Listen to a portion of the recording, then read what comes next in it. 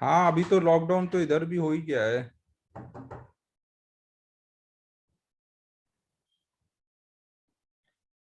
एक मिनट रुकना।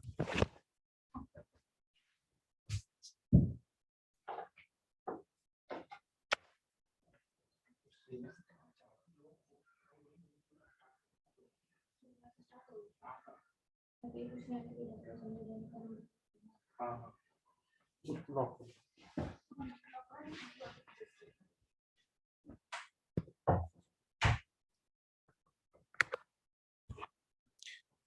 चलो फिर अब हम लोग स्टार्ट कर रहे हैं केटीजी एक्सरसाइज 1 डिस्कशन ना।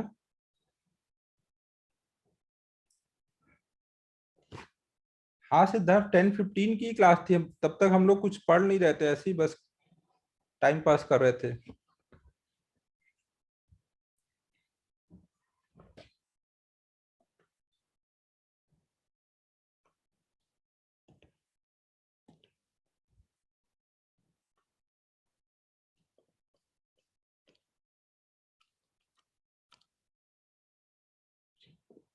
अरे वो शाम का हुआ है ना, शाम सुबह के 7 से सुबह 7 तक का, वही बोल रहे हो। इधर भी वही है ना।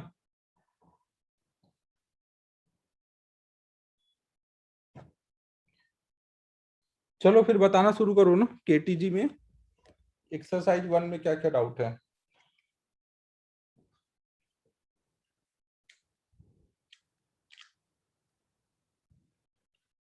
अरे बताया तो यार, अपना ग्रेविटी एकेडमी का ही बच्चा नासिक दूसरे डिस्ट्रिक्ट का रैंक 1 है ना। टॉपर अपने ग्रेविटी एकेडमी का है, उमंग भवर। बाकी पेपर में, न्यूज़पेपर में अभी ऐड देने वाले हैं 1-2 दिन में, तो वो फिर शेयर कर देंगे ना सबको। काफी अच्छा रिजल्ट है अपना। पार्टी अब जब लॉकडाउन खत्म होगा तब मिलेगी, क्लास शुरू होते ही।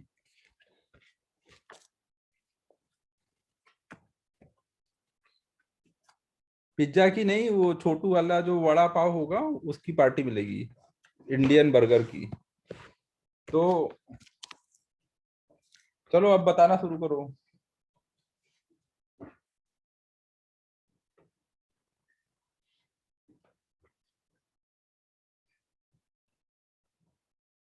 अबे आज एक्सरसाइज 1 का डाउट डिस्कशन था ना विश्वराज।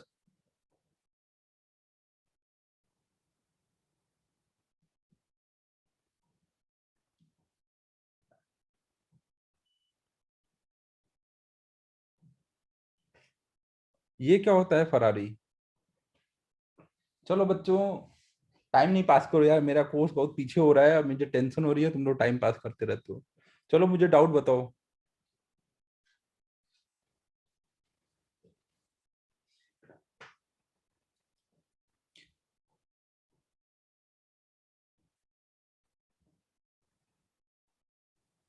भूतड़ा सब यही फालतू वाले काम करता है, सोशल वर्क और यूनियन बनाना, इन सब में ये एक्सपर्ट होता जा रहा है। डाउट बताओ बच्चों।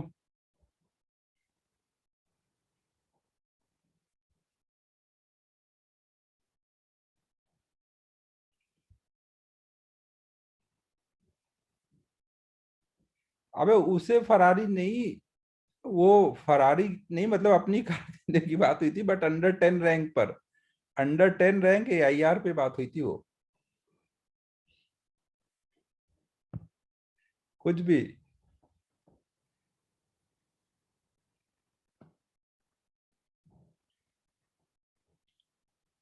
ठीक है, मैं उसको दे दूंगा, तुम लोग क्यों टेंशन ले रहे हो यार।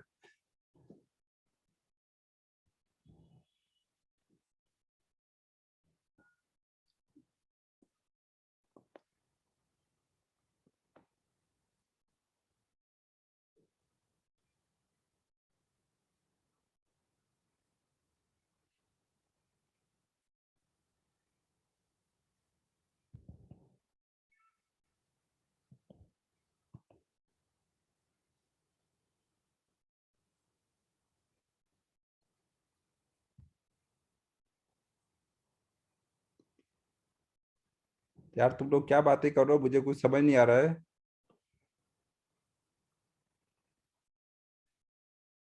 भावेश अपने हिसाब से देख रहा है कि लीस्ट रैंक क्या होगी।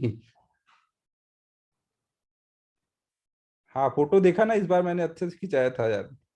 अमन से थोड़ा टिप भी लेके गया था।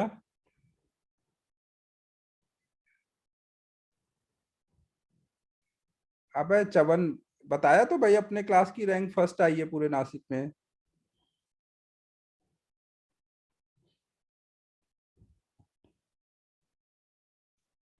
अच्छा, लेट ज्वाइन ज्वाइन हुए हैं। अबे तुम लोग डाउट बताओगे या आज टाइम पास ही करते रहोगे? तो तुम विश्वराज फिर थोड़ा घूम फिर के आ जाओ। हम लोग डाउट डिस्कस कर लेते हैं और फिर उसके बाद स्टार्ट करेंगे हम लोग थर्मोडायनेमिक्स।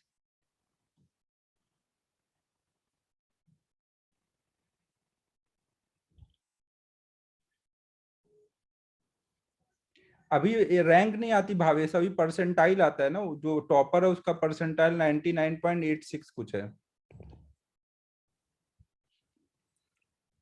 रैंक अभी बाद में आएगी ना, सारे एग्जाम के बाद।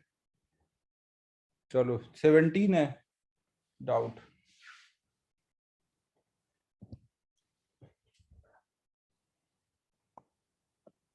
1 मिनट वेट करना यार, 1 मिनट। हेलो। नम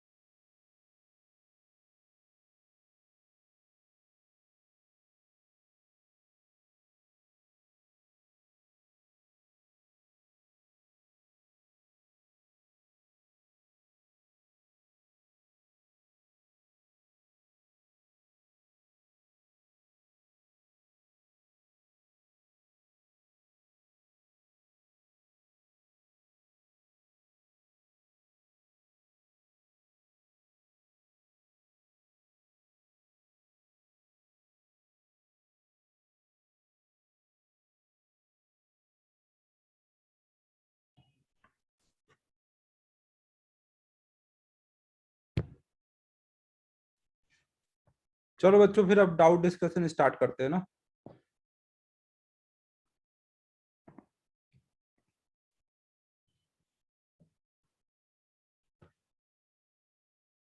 तो ही डाउट है? नाइन्थ भी है? चलो नाइन्थ पहले देखते हैं।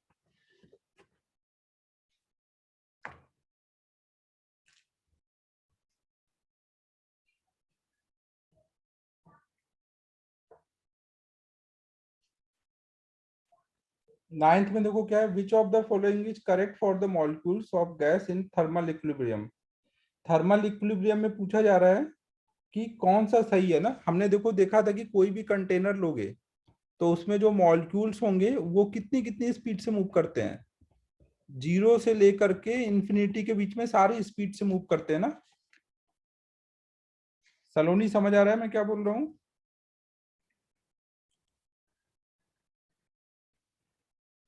तो पहला ऑप्शन है all have the same speed, तो ये तो नहीं पॉसिबल है ना, सबकी स्पीड अलग अलग होती है। All have different speed which remains constant. अगर टेम्परेचर कांस्टेंट होगा तो वो स्पीड भी कांस्टेंट होगी। नहीं नहीं सॉरी, देखो अंदर जो मॉलिक्यूल मूव कर रहे हैं वो टकराते रहते हैं ना, टकराते रहेंगे और इलास्टिक कोलिजन है तो उनकी वेलोसिटी इंटरचेंज होती रहेगी ना। तो आप क्या ये बोल सकते हो कि कोई एक मॉलिक्यूल की जो स्पीड है वही हर टाइम पे बनी रहेगी? वो लगातार चेंज होगी कि नहीं होगी? ना, तो ए ऑप्शन नहीं होगा, बी ऑप्शन नहीं होगा, सी ऑप्शन में they have certain constant average speed. देखो एवरेज स्पीड हमने निकाला था ना कि √8 RT/πm ना। और वो अगर टेम्परेचर कांस्टेंट है, थर्मल इक्विलिब्रियम है, तो वो कांस्टेंट बनी रहेगी ना, एवरेज स्पीड तो चेंज नहीं होगी। तो यही ऑप्शन सही है ना। फिर डी में बोला गया they do not collide with each other. तो वो तो आपको क्लियर है कि रैंडम मोशन में सब कोलाइड करते रहते हैं। नाइन्थ के बाद नेक्स्ट बताओ।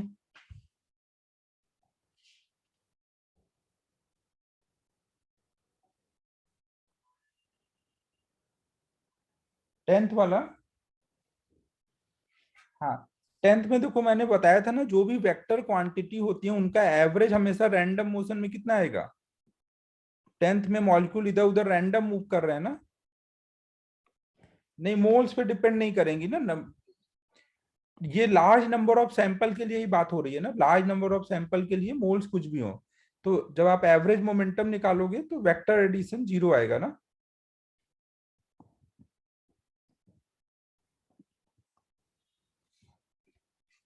ठीक है बच्चों। फिर नेक्स्ट है ट्वेल्थ। ट्वेल्थ में देखो क्या बोला गया है।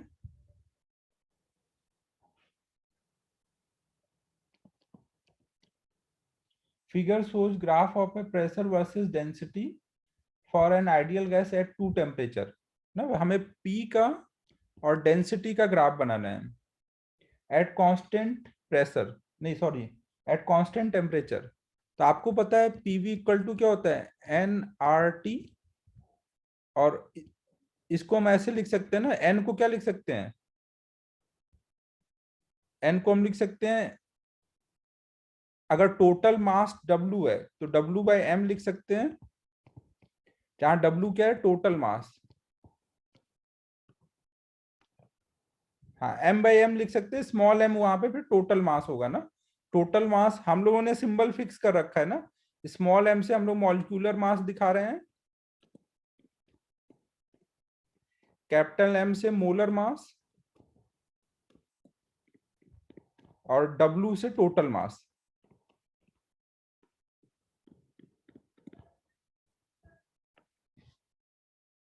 ठीक है बच्चों।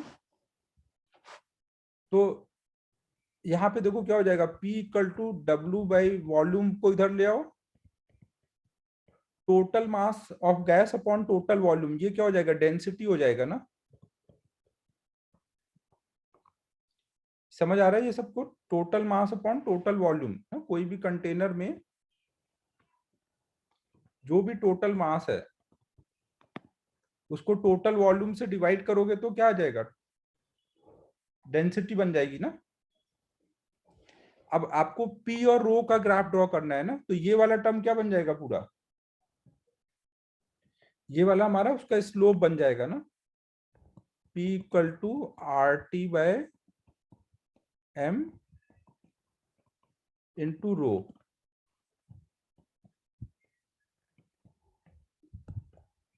ना। तो ये ऐसा कुछ जा रहा होगा ना, जिसका स्लोप ज्यादा होगा उसका टेम्परेचर भी ज्यादा होगा। ट्वेल्थ समझ आ रहा है, जिसका स्लोप ज्यादा उसका टेम्परेचर ज्यादा। आवाज आ रही है, हेलो।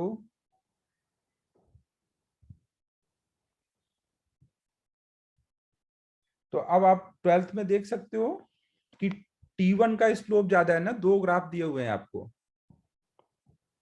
ऐसे दो ग्राफ हैं, T2,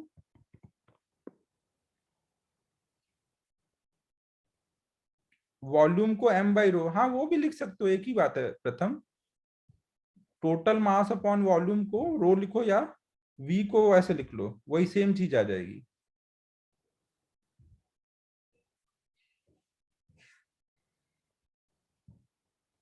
तो अब सॉरी, ये T1 है ना, ये T2 है, ये T1 है। तो इसका स्लोप ज्यादा है ना, T1 के लिए स्लोप ज्यादा है, पहले का स्लोप ज्यादा है तो पहले का टेम्परेचर भी ज्यादा आएगा।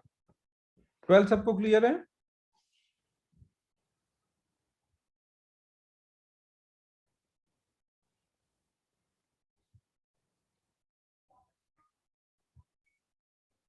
नेक्स्ट बताओ अब ट्वेल्थ के बाद। ये कल्पेश आ गया, आते ही स्क्रॉल अप शुरू हो जाता है, जल्दी जल्दी लिखो।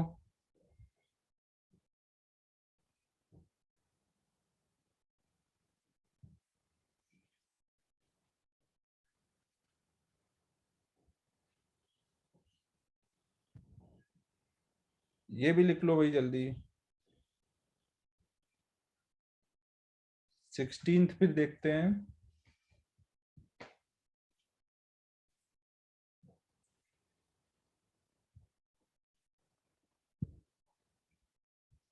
देखो 16th में बोला गया है कि मून में एटमॉस्फेयर नहीं होता। ये अपन ने डिस्कस किया था एस्केप वेलोसिटी के टाइम पर ग्रेविटेशन में।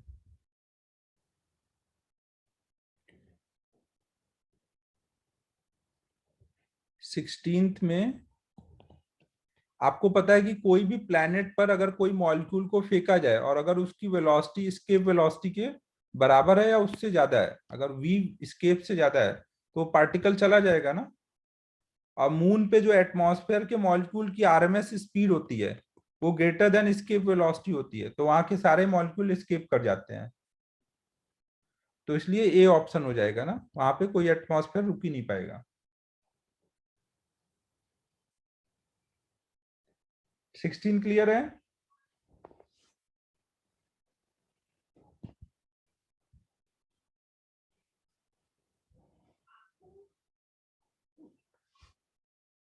फिर 17th का ए ऑप्शन ना।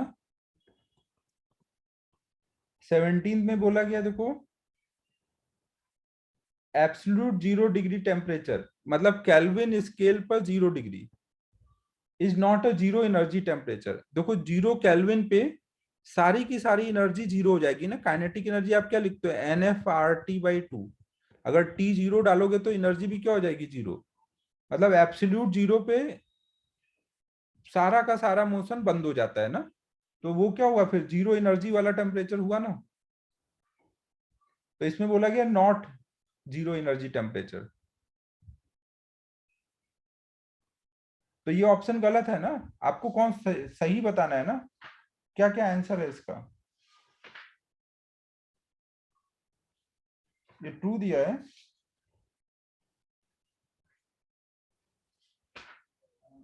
17th का ए दिया हुआ है,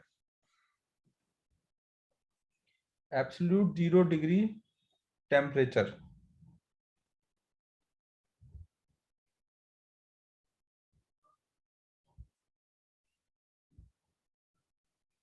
अच्छा 0 डिग्री लिखा है, सॉरी सॉरी, हाँ 0 डिग्री लिखा है ना, 0 केल्विन नहीं लिखा है।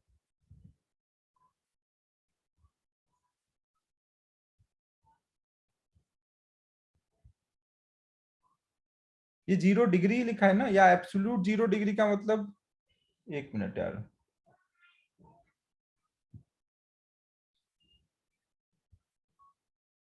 यार ये मैं थोड़ा देखता हूँ, एब्सोल्यूट 0 डिग्री को 0 डिग्री बोलेंगे या 0 केल्विन बोलेंगे। नहीं ये तो हाइपोथेटिकल है ना, हाइपोथेटिकल है। एब्सोल्यूट 0 डिग्री लिखा है, उसको 0 डिग्री बोलना है या 0 केल्विन ना, उसके बाद ही ये करता हूँ डिस्कस। 17 का ये मैं नेक्स्ट टाइम बताता हूँ ना, और बताओ।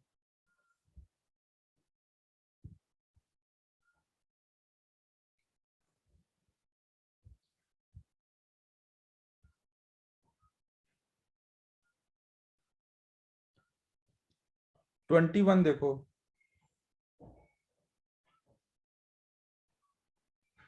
हाँ यार वही, इसीलिए श्रेयस मैं अभी बोल रहा हूँ ना कि नेक्स्ट टाइम बताता हूँ, क्योंकि एब्सोल्यूट स्केल एब्सोल्यूट 0 डिग्री मेरे हिसाब से वही होता है, 0 केल्विन ही होता है। बट एक बार कंफर्म करके और रीजन समझ के फिर बताता हूँ ना। Hello sir. हाँ सर कल्पेश बोल रहा हूँ। हाँ कल्पेश बताओ। हाँ sir, internal energy translatory motion से कैसे रिलेट होगा?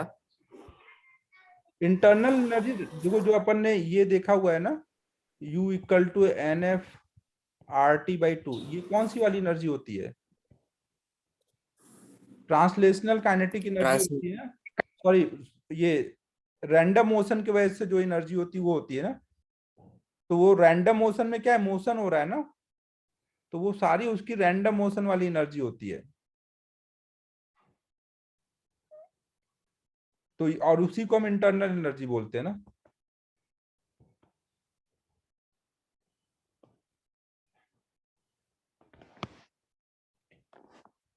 फिर नेक्स्ट हम लोग 21 करने जा रहे थे ना। 21 में देखो क्या है, in the two vessel of same volume atomic hydrogen 21 था 22 था?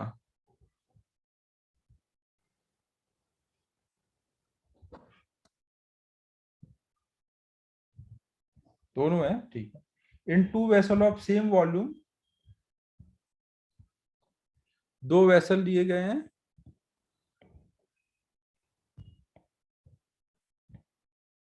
एक में हाइड्रोजन भरा गया है और एक में हीलियम भरा गया है। If temperature of both sample is same, दोनों का सेम टेम्परेचर है, then average speed of hydrogen will be related to helium. अरे इसमें क्या हुआ है भाई, सलोनी ऐसे क्वेश्चन भी पूछ रही है, एवरेज स्पीड की बात हो रही है। एवरेज स्पीड क्या होगा, √8 RT/πm। सब कुछ सेम है ना, तो सी एवरेज किस पे डिपेंड करेगा, मोलर मास के इनवर्स रेशियो पे ना। तो आप बोल सकते हो C1/C2 इक्वल टू √M2/M1। अब इसका मोलर मास कितना बोलोगे, हाइड्रोजन का मोलर मास कितना बोलोगे, एक बोलोगे दो बोलोगे? सलोनी बता क्या बोलेगी, हाइड्रोजन का मोलर मास एक या दो? मोलर मास मतलब कोई भी मॉलिक्यूल का मोलर मास मतलब जो उसका नेचुरल स्टेट होता है ना, एटमॉस्फेयर में वो जिस स्टेट में मिलता है वो डालते हैं ना। हाइड्रोजन H के फॉर्म में मिलता है, H2 के फॉर्म में मिलता है? हाइड्रोजन जो होता है H2 के फॉर्म में मिलता है ना, तो उसका हमेशा 2 डालोगे ना, तो इसका 2 डालोगे और हीलियम का 4 ना। कभी भी मोलर मास डालना है कोई भी मॉलिक्यूल का तो उसका नेचुरल स्टेट देखोगे और वो डालोगे। जैसे ऑक्सीजन है तो O2 में रहता है, तो उसका 32 डालोगे। एटॉमिक बोला है क्या, इफ द एटॉमिक हाइड्रोजन, अच्छा एटॉमिक हाइड्रोजन बोला है, okay okay okay, sorry sorry, H2 नहीं है ना, एटॉमिक हाइड्रोजन है मतलब H है ना। हाँ ठीक है ठीक है, तो H लेना है, H2 नहीं लेना है, तो H लेना है तो फिर वहां पे मोलर मास 1 ले लेंगे। हाँ ठीक है, तो फिर तो कर लोगे, बस M2 M1 की वैल्यू डाल दो।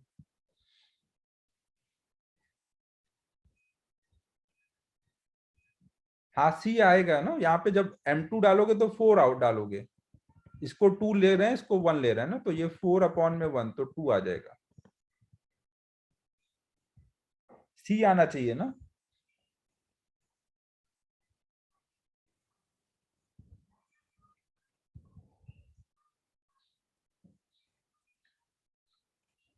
फिर 22 भी करना था ना।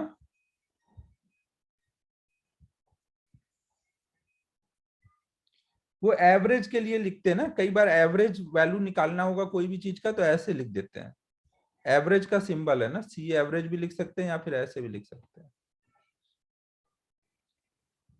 ठीक है 22 देखो अब,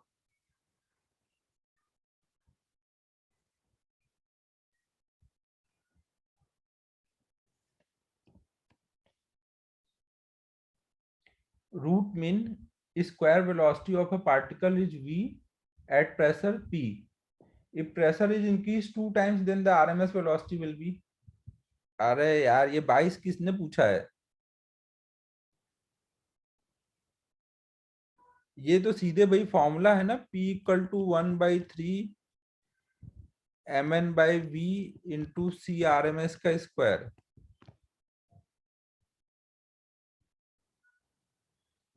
आपको देखो कुछ बोला नहीं गया है इसमें कि कैसे प्रेशर को डबल किया गया, तो आप मानोगे ये पूरा टर्म कांस्टेंट है ना।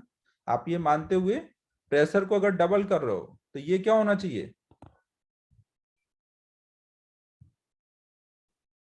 CRMS की वैल्यू क्या होगी, इस ये √2 के फैक्टर से बढ़ेगी इधर तब ना डबल हो पाएगा।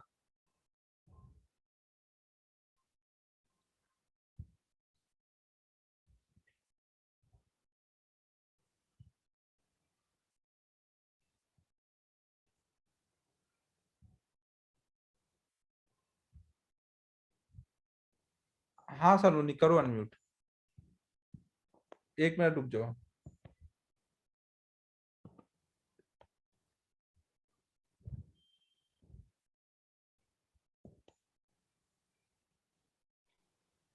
Hello sir. हाँ सलोनी बताओ। हाँ सर, मेरे को ये डाउट था कि अगर प्रेशर डबल हो रहा है तो डायरेक्टली हम टेम्परेचर डबल नहीं कर सकते क्या, और वो फॉर्मूला नहीं यूज कर सकते क्या, √2 RT/m वाला?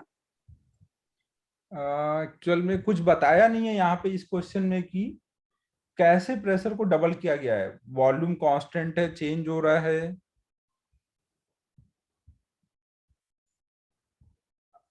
अच्छा हाँ, ये तो यहाँ पे देखो ये है कि ये हमें बताया नहीं गया है ना कि यहाँ पे क्या हो रहा है। तो अरे ये क्वेश्चन तो थोड़ा गड़बड़ है यार, इसमें बताना चाहिए था ना कि कैसे हो रहा है यहाँ पर।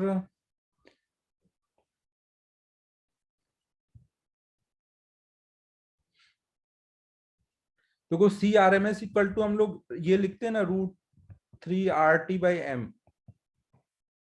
ना, और P = हमारा क्या होता है, PV = NRT।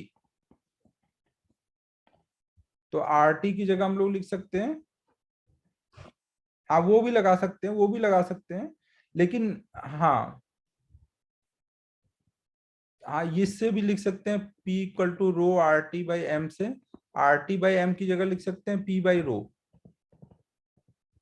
अब अगर टेम्परेचर कांस्टेंट है तो P/ρ भी क्या रहेगा, कांस्टेंट रहेगा ना। P/ρ = आया RT/m। अगर टेम्परेचर कांस्टेंट है तो P/ρ भी कांस्टेंट आएगा। बट ये देना चाहिए क्वेश्चन में ना कि टेम्परेचर कांस्टेंट है, या फिर एक तरह से।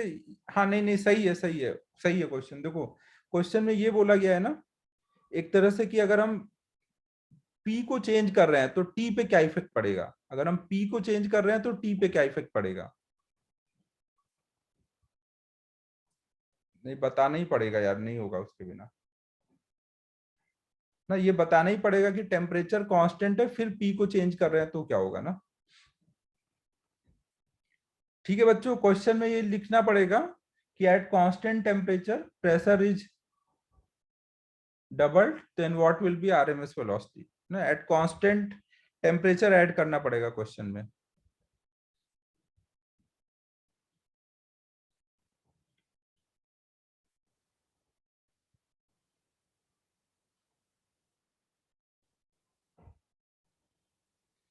ठीक है बच्चों।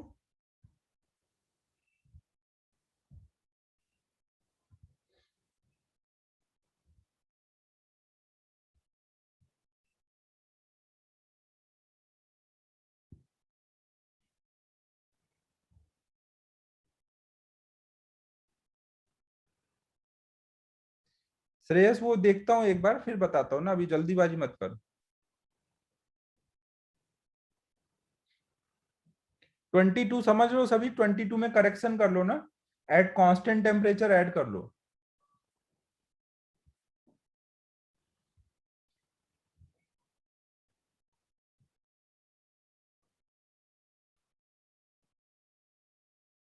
हाँ देखता हूँ, 1 मिनट। ठीक है 22 हो जाएगा ना सभी का, कांस्टेंट टेम्परेचर पे P को आप डबल कर रहे हो ना। तो हमारा CRMS केवल टेम्परेचर पे डिपेंड करता है ना, तो वो चेंज नहीं होगा। तो इसका आंसर फिर V होना चाहिए। एक बार आंसर चेक करो, आंसर दिया क्या है, V दिया होगा तो सही है ना, टेम्परेचर कांस्टेंट है। हाँ ठीक है, फिर वही चेंज कर लो ना कि at constant temperature.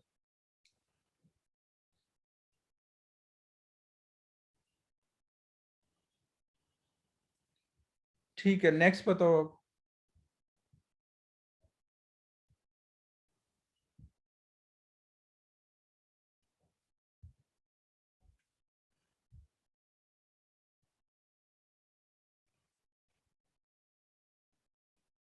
25th, oxygen at which RMS velocity of oxygen molecule equal to nitrogen molecule at 100°C। इसमें तो देखो आपको क्या करना है, RMS वेलोसिटी ऑफ ऑक्सीजन निकालना है और RMS वेलोसिटी ऑफ नाइट्रोजन निकालना है, और दोनों को इक्वेट कर देना है ना। ये कितने पर है, 100° पर। हाँ और ये T पे ना, बस सॉल्व करना है, बस वैल्यू डाल दो भाई। 3RT, T निकालना है, M ऑक्सीजन के लिए M कितना लोगे, 32, और इसके लिए 3RT, इसका T कितना लोगे, 373 ना, 100°C मतलब 373। अपॉन में m, ऑक्सीजन के लिए m कितना लोगे 28। सॉल्व कर लो इसको। फिर नेक्स्ट है 26।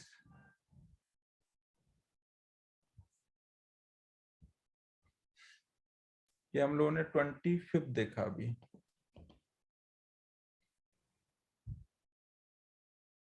नहीं, 100 डिग्री सेंटीग्रेड मतलब 273 थोड़ी होगा, 373 होगा ना।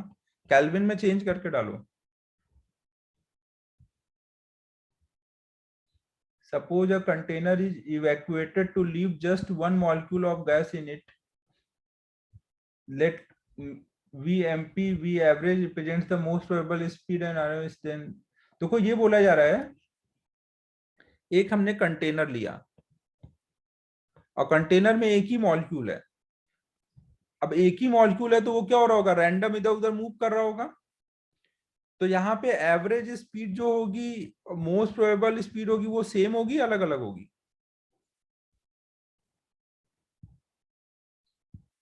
सेम ही होगी ना, क्योंकि एक ही मॉलिक्यूल की जो स्पीड है उसी स्पीड को एवरेज भी बोलोगे, उसी को मोस्ट प्रोबेबल भी बोलोगे। एक ही मॉलिक्यूल है ना।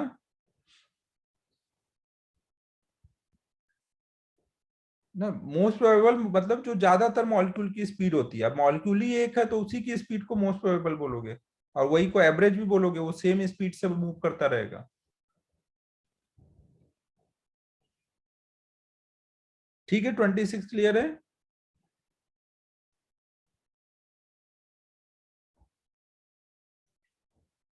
इसकी जब ये V से चल रहा होगा तो कंटेनर से टकराने की वजह से V चेंज नहीं होगा ना, इलास्टिक कोलिजन हो रहा है ना। कंटेनर के चल से टकराने से V चेंज नहीं होगा ना, हमेशा V स्पीड से चलता रहेगा। फिर नेक्स्ट बताओ।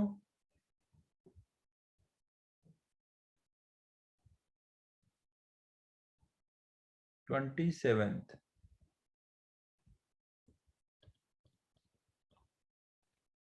Average speed of nitrogen molecule in a gas is V if the temperature is doubled and N2 molecule dissociates into nitrogen atom, then the average speed। अरे फॉर्मूला ही तो लगाना है भाई। एवरेज स्पीड नाइट्रोजन मॉलिक्यूल की बात हो रही है तो क्या लगाओगे, 8RT/πm।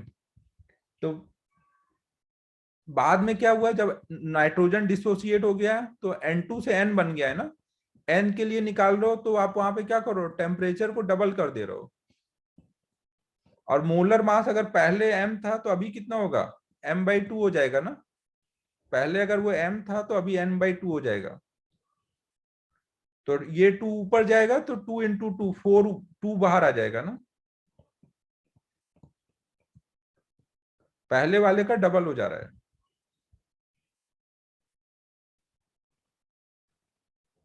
नेक्स्ट बताओ।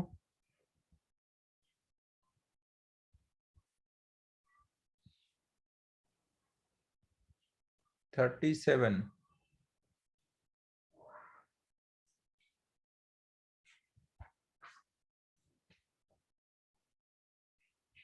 Thirty one.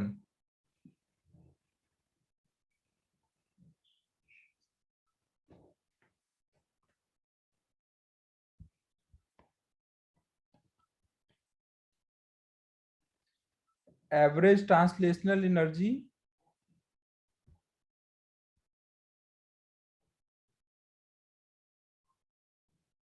कल्पेश, कौन सा क्वेश्चन में डाउट पूछ रहा है तू?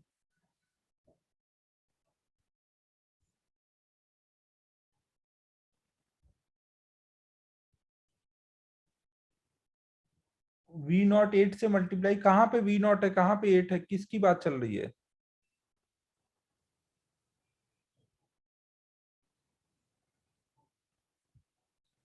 क्वेश्चन तो बता, कौन से क्वेश्चन में पूछ रहा है? 27 में कहाँ पे इसमें 8 आ गया? अच्छा, वो 8 मल्टीप्लाई नहीं होगा ये। अबे कंपेयर करना है ना भाई, मल्टीप्लाई तो होगा, मल्टीप्लाई होगा, लेकिन कंपेयर करना है इधर से और इधर से। इतने को अगर v बोलोगे तो ये v/2 आया ना, ये हमारा n2 का स्पीड था। तो इसमें इसमें कंपेयर करना है, कंपेयर करके बस बताना है ना। पूरा सॉल्व नहीं करता है। हाँ, पूरा √8 RT/πm को v बोल रहे हैं।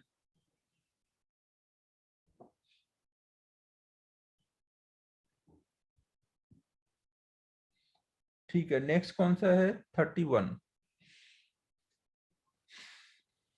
31 में बोला गया average translational kinetic energy and RMS speed of molecules in a sample of oxygen gas at 300 Kelvin। एक मिनट भाई, कल्पेश का क्या दिक्कत है?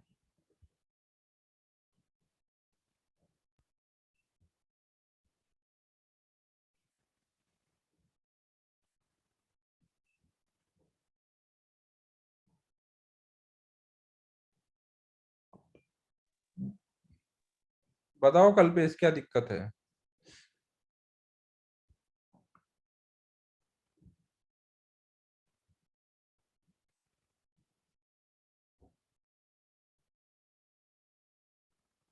दे दिया परमिशन?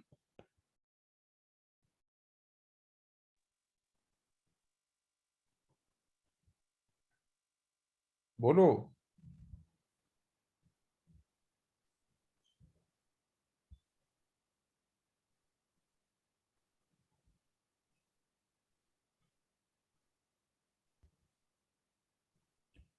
यार आज नहीं बोल पाओगे लग रहा है तुम। हेलो। हाँ कल्पेश बोलो। हाँ सर, वो टू ऊपर जाएगा तो 8 × 4 हो जाएगा, तो वो 32 हो जाएगा। सो 32 को हम ऐसे भी लिख सकते हैं ना, 8 4 जा। अरे तो 32 से फिर पहले ये 64 हो जाएगा। 2 यहाँ पे भी टेम्परेचर भी डबल हुआ है। हाँ हाँ हाँ, समझा अभी। थैंक। हाँ, फाइनली बोल दिया कल्पेश ने। चलो अब 31 कर रहे थे। तो 31 में क्या है? एवरेज ट्रांसलेशनल काइनेटिक एनर्जी और टेम्परेचर दिया हुआ है ना। एवरेज ट्रांसलेशनल काइनेटिक एनर्जी दिया हुआ है 6.21 × 10⁻⁻21 जूल, और CRMS की वैल्यू दी हुई है हमें।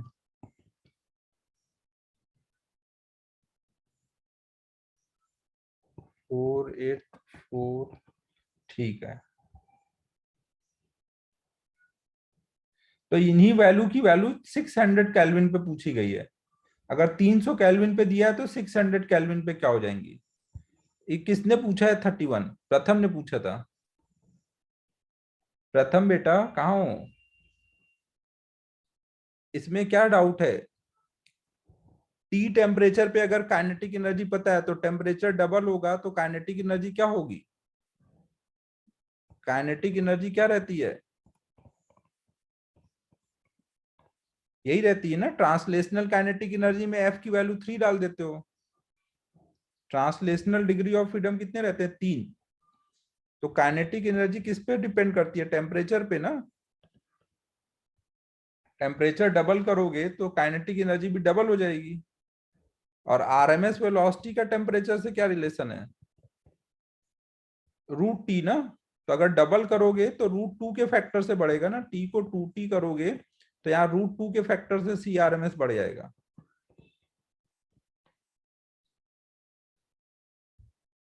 हो जाएगा 31। नेक्स्ट बताओ।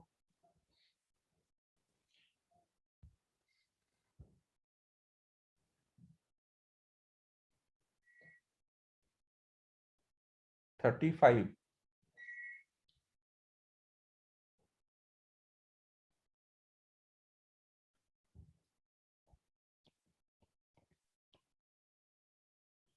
35। देखो क्या है? Average translational kinetic energy of oxygen molecule at particular temperature is this much. देखो इसमें काइनेटिक एनर्जी का एक और यूनिट होता है इलेक्ट्रॉन वोल्ट ना। ये हम लोग आगे पढ़ेंगे मॉडर्न फिजिक्स में। 1 इलेक्ट्रॉन वोल्ट मतलब 1.6 × 10⁻⁻19 जूल। नहीं, EV मतलब इलेक्ट्रॉन वोल्ट है ना।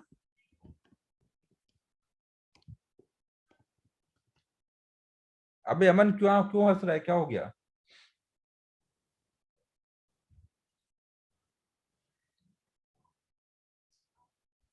अच्छा तुम लोगों ने सब पढ़ लिया है, ये तो है।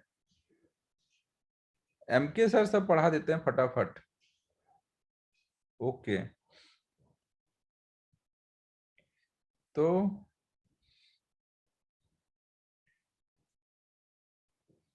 कल एमके सर बोल रहे थे कि कोई बच्चा उनसे डाउट बोल रहा था कि मैंने ऐसा कुछ पढ़ा दिया 3 RT/m, ये बोला है ना, जब आर यूज करोगे तो मोलर मास यूज करोगे,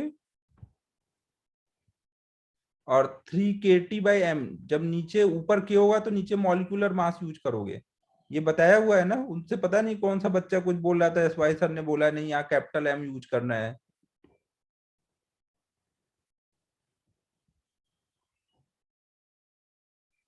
अच्छा अच्छा, डाउट तेरा क्लियर है ना। ये यहाँ पे स्मॉल है मतलब मॉलिक्यूलर मास में, और इधर मोलर मास है इधर। ठीक है ठीक है।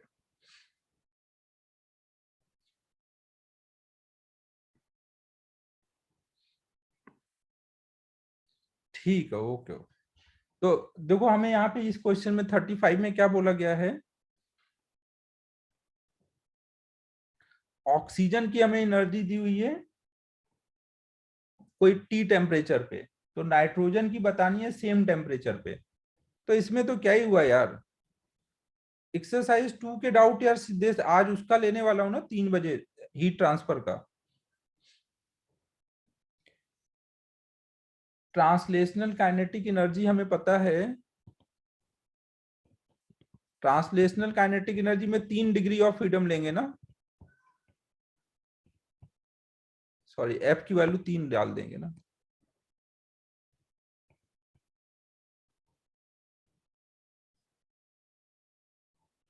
ना अब अगर टेम्परेचर सेम है, मॉलिक्यूल्स की बात हो रही है ना,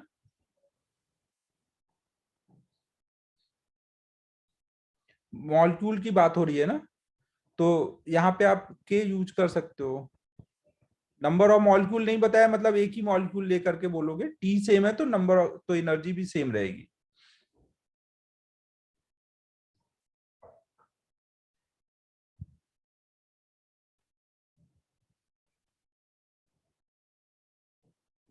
ठीक है, सबको क्लियर है ना 35? नेक्स्ट बताओ।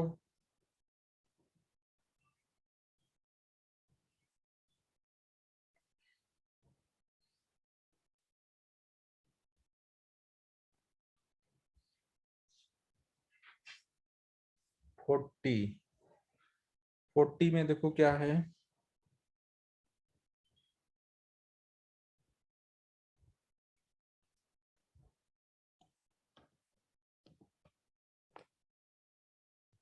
a gas has a volume V and pressure P। अब पहले 40 कर लेने दो फिर देखता हूँ। Total translational kinetic energy of all molecule of the gas. देखो आपको ये पता है कि टोटल ट्रांसलेशनल काइनेटिक एनर्जी कितनी होती है, ट्रांसलेशनल काइनेटिक एनर्जी के लिए NF/RT/2 में F की वैल्यू कितनी डालोगे, 3 डालोगे ना। ट्रांसलेशनल डिग्री ऑफ फ्रीडम 3 होते हैं ना। अब एनआरटी को आप क्या लिख सकते हो, पीवी इक्वल टू एनआरटी को आप पीवी, एनआरटी को पीवी लिख सकते हो ना। ठीक है, तो अब इसमें कोई कौन सी गैस थी, ये कहीं यूज हुआ, मोनो एटॉमिक गैस है या डायटोमिक है या ट्राई एटॉमिक है? हर एक गैस के लिए सेम होगा ना, ट्रांसलेशनल डिग्री ऑफ फ्रीडम हर एक गैस के लिए 3 ही होता है ना।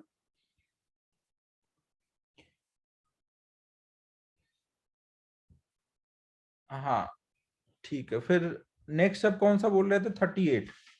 38 अब लास्ट क्वेश्चन है ना, फिर अब मैं आगे पढ़ाऊंगा ना।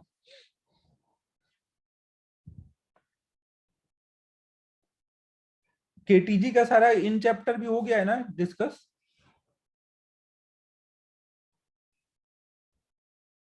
केटीजी का इन चैप्टर किया है कि नहीं तुम लोगों ने?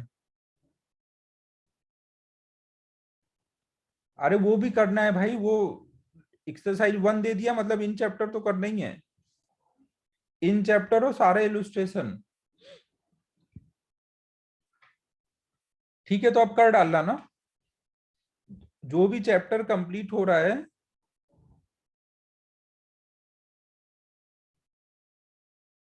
अब पांडा गिरा गिरा के पीटूंगा ऐसी बातें करेगा तो। सारे इन चैप्टर और सारे एग्जाम्पल इलुस्ट्रेशन करने हैं ना, मॉड्यूल में जितने भी क्वेश्चन दिए हैं एक एक क्वेश्चन करना है ना, कोई भी छोड़ना नहीं है। ये पांडा बहुत आलसी आदमी है।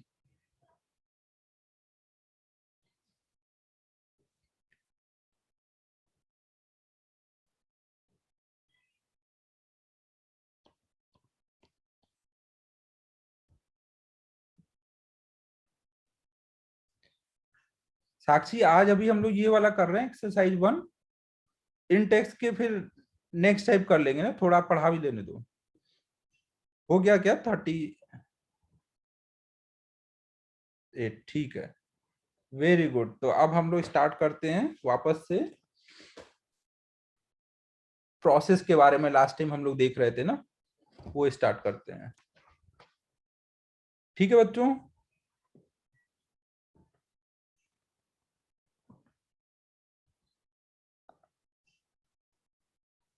लास्ट टाइम देखो हम लोगों ने एडियाबेटिक प्रोसेस शुरू किया था ना, हम लोग डिफरेंट टाइप ऑफ प्रोसेस देख रहे थे। डिफरेंट टाइप ऑफ प्रोसेस कौन कौन से देखे थे? लास्ट में देखो हमने क्या क्या समझा था, हम लोग प्रोसेस के बारे में देख रहे थे।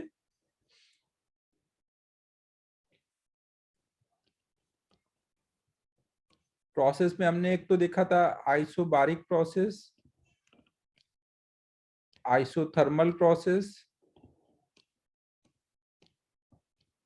Isochoric process. बारिक मतलब प्रेशर कांस्टेंट, आइसोथर्मल मतलब टेम्परेचर कांस्टेंट, आइसोकोरिक मतलब वॉल्यूम कांस्टेंट। फिर उसके बाद एडियाबेटिक प्रोसेस ना, ये स्टार्ट किया था हम लोगों ने।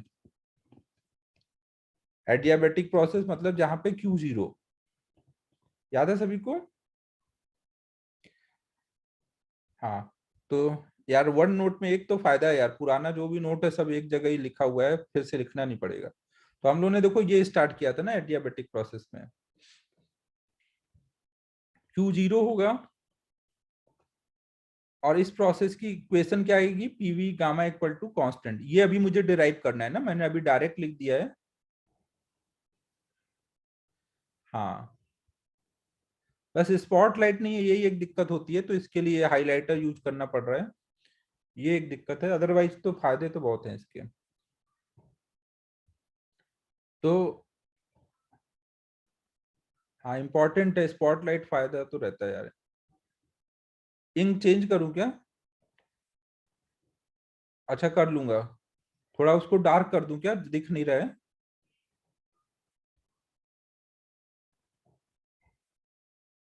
अच्छा, अब ये तो लास्ट टाइम का लिखा हुआ है ना, ये हाइलाइटर का नहीं बोल रहा है ना?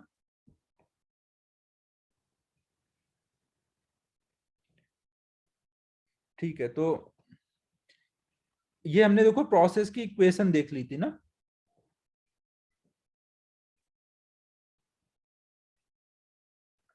अब सब लोग नवाबी नहीं दिखाओ, कोई स्क्रीन कलर लो, कोई ब्लैक कलर लो, चुपचाप व्हाइट बोर्ड पे पढ़ेंगे हम लोग।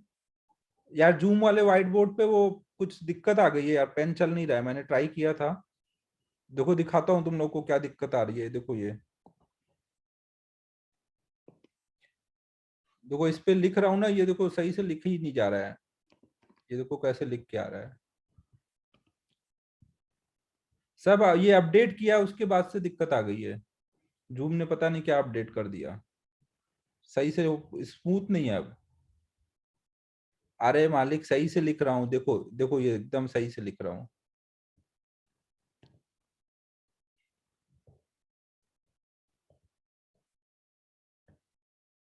स्मूथ ही नहीं है, देखो ऐसे ड्रॉ भी कर रहे हैं तो देखो लाइन ब्रोकन लाइन आ रही है, वो स्मूथनेस नहीं है, तो ये अब नहीं काम कर पाएगा।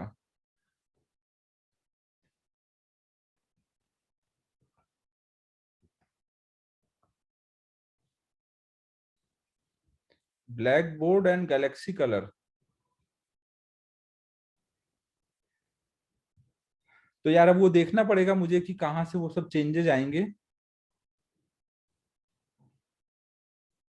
अब वो नेक्स्ट टाइम करता हूँ यार, अभी तो पढ़ाने तो अब वो उसमें टाइम लगेगा फिर चेंज वेंज करने में।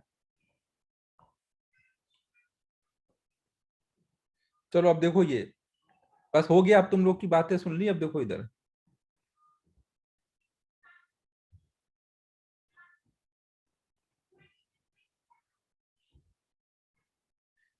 तो हम लोगों ने देखो ये एडियाबेटिक प्रोसेस के लिए प्रोसेस इक्वेशन देख ली थी। अबे चवन अब बस कर भाई, अगर ऐसे ही करेगा तो मुझे लगेगा कि डिस्टर्ब करने वाला बंदा आ गया, फिर तुझे रिमूव करना पड़ेगा।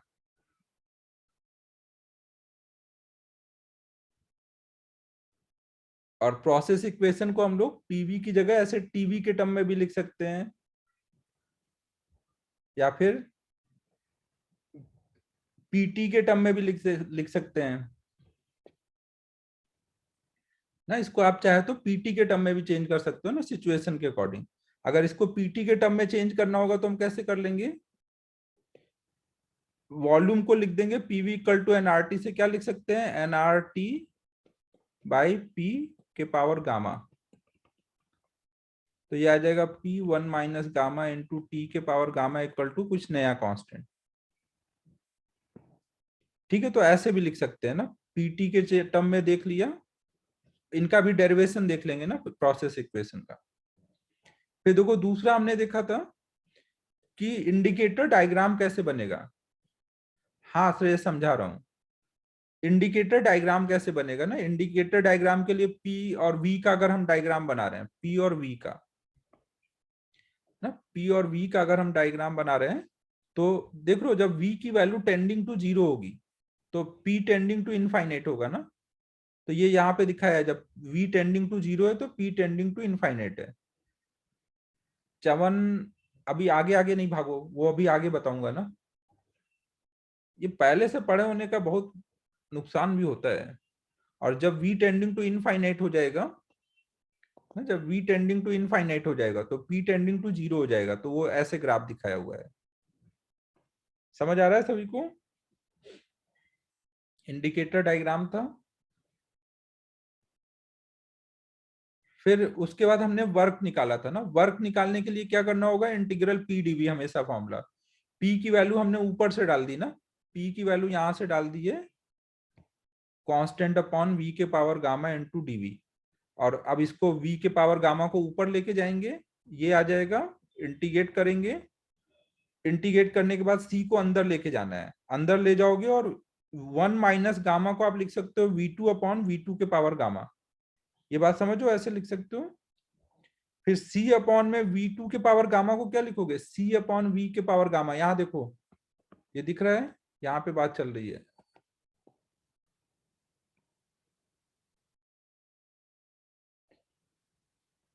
अबे पांडा बोला ना डिराइव करूंगा, थोड़ी देर रुक जा। पीवी के पावर गामा कैसे आया ये बोल रहा है ना।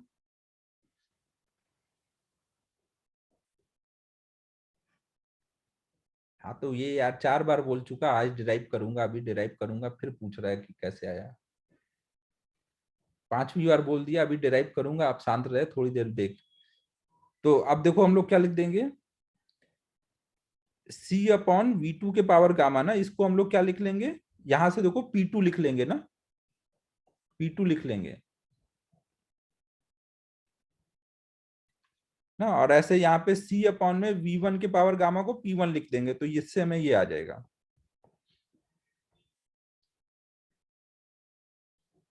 ठीक है, तो हमने ये वर्क डन का डेरिवेशन कर लिया। इसका डेरिवेशन का एक और इजी तरीका भी है वर्क निकालने का, वो भी बताता हूँ। ये नोट हो गया था ना लास्ट टाइम। वर्क देखो निकालने को ऐसे भी निकाल सकते हैं, लेकिन इसका एक और अच्छा तरीका वैसे निकालता हूँ।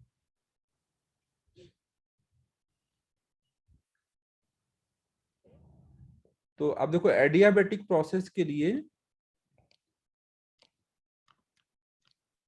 ये सब पीछे लिखा हुआ था ना, रिवाइज कर रहे थे हम लोग। एडियाबेटिक प्रोसेस के लिए अगर हमें वर्क निकालना है तो हम देखो ऐसे सोच सकते हैं, Q equal to W plus delta U. अब इसमें Q 0 है तो W बराबर होगा माइनस डेल्टा U के, है कि नहीं? और डेल्टा U क्या होता है? NCV delta T। CV क्या होता है? R over gamma minus 1। Delta T क्या होता है? T2 minus T1। इसको हम लिख सकते हैं माइनस को अंदर ले जा करके इसको ऐसे लिख सकते हैं NR_T2 माइनस NR_T1 अपॉन में गामा माइनस 1। माइनस को अंदर ले जाओगे तो ये लिखोगे NR_T1 माइनस NR_T2। अब PV इक्वल टू NRT से आप क्या लिख सकते हो? NR_T1 को क्या लिखोगे? P1V1। इसको लिखोगे P2V2 अपॉन में गामा माइनस 1। कुछ चमक रहा है बच्चों? वर्क निकल गया ऐसे?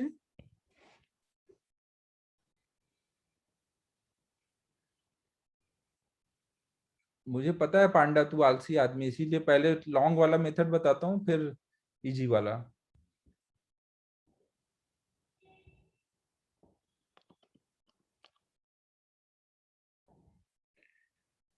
नोट कर लो इसको।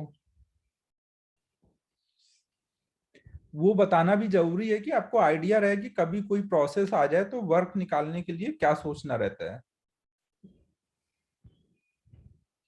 हाँ, ये सेकेंड मेथड है वर्क निकालने के लिए।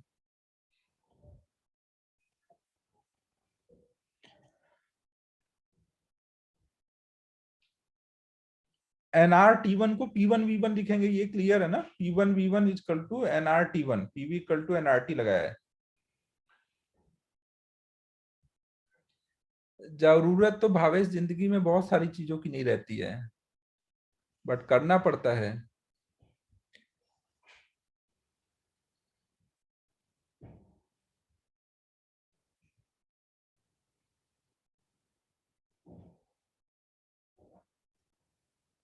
हाँ, नहीं नहीं, बात ये तो पांडा ने एकदम दिल को छू लेने वाली बात बोल दी।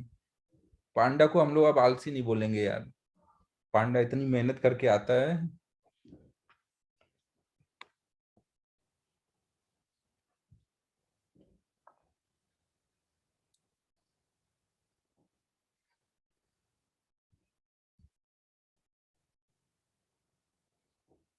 बट पांडा एक राज की बात बताइए, इतनी साइकिलिंग करता है फिर भी पतला क्यों नहीं हो रहा है? तू मोटा ही होता जा रहा है।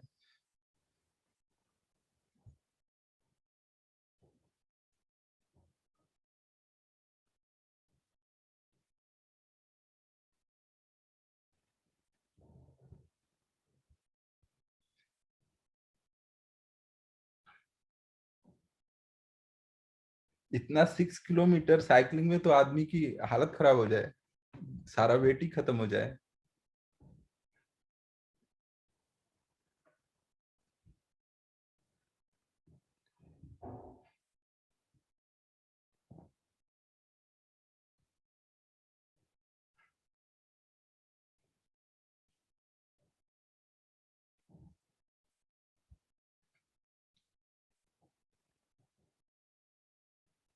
ये सही बोला सूरज ने, कुदरत का करिश्मा ही है ये कि इतनी साइकिलिंग के बाद भी पांडा के वेट पे कोई फर्क नहीं पड़ रहा है।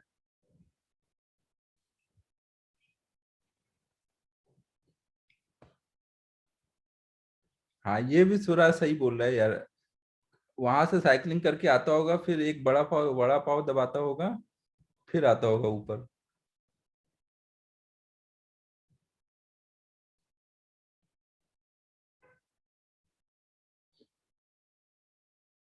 ये नोट हो गया।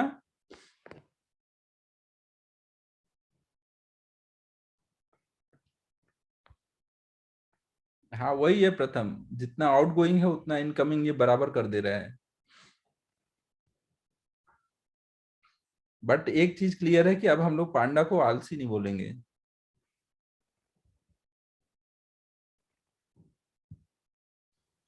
तो मेथड 2 लोड कर लिया, आगे चलें।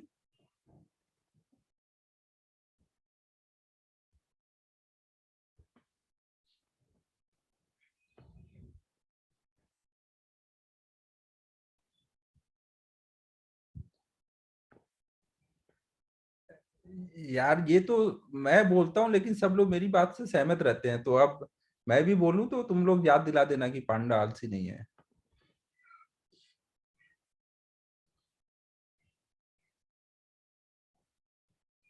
आगे चल रहा हूँ अब।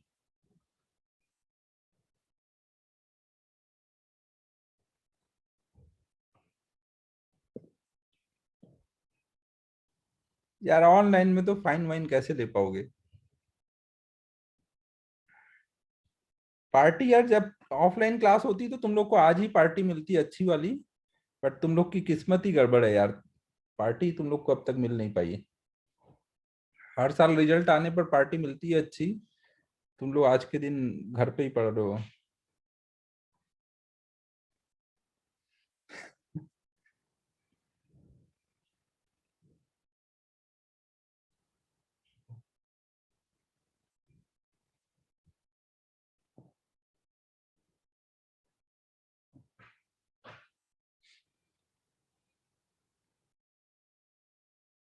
हाँ, जो आएंगे उनको दे दूंगा।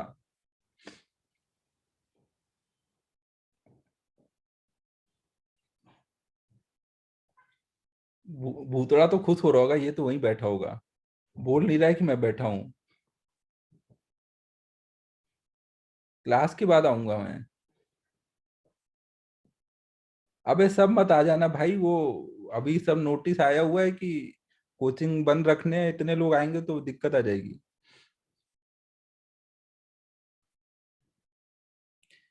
अब हम लोग देखो नेक्स्ट देख रहे हैं।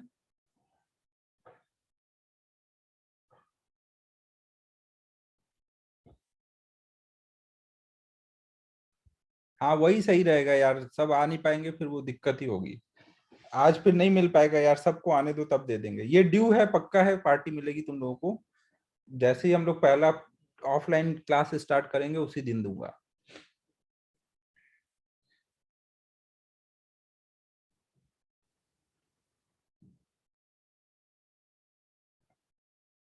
तो पांडा तेरी इन्हीं हरकतों की वजह से वेट कम नहीं हो रहा है। इंटरेस्ट लगा के कुछ भी खाने में कमी नहीं रखेगा।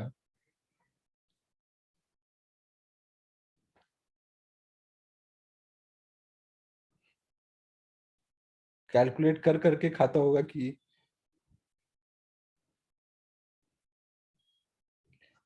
तो अब देखो, अब यार पढ़ाने दो यार, अपन बहुत फालतू बातें कर रहे हैं, अब थोड़ा पढ़ाई कर लेते हैं। तो हम लोगों ने देखो क्या क्या देख लिया। वर्क निकालना समझ लिया है। हाँ, और यहाँ पे अगर हम c की वैल्यू निकालें तो c इक्वल टू क्या होता है, q upon n delta t ना। हाँ, जो भी इंटरेस्ट होगा ले लेना, अभी पढ़ाई करते हैं। तो देखो q की वैल्यू 0 है तो c की वैल्यू भी क्या आएगी, 0। ना, एडियाबेटिक प्रोसेस के लिए मोलर हीट कैपेसिटी की वैल्यू 0 होगी। कोई फालतू की बात नहीं करो, अब सब लोग जल्दी जल्दी पढ़ाई करो। सी नोट हो गया।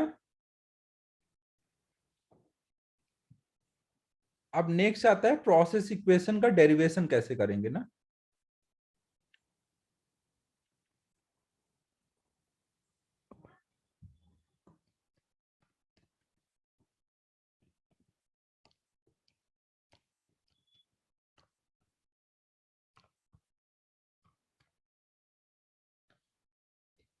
डेरिवेशन प्रोसेस इक्वेशन का मतलब PV gamma equal to constant को हम कैसे डिराइव करेंगे।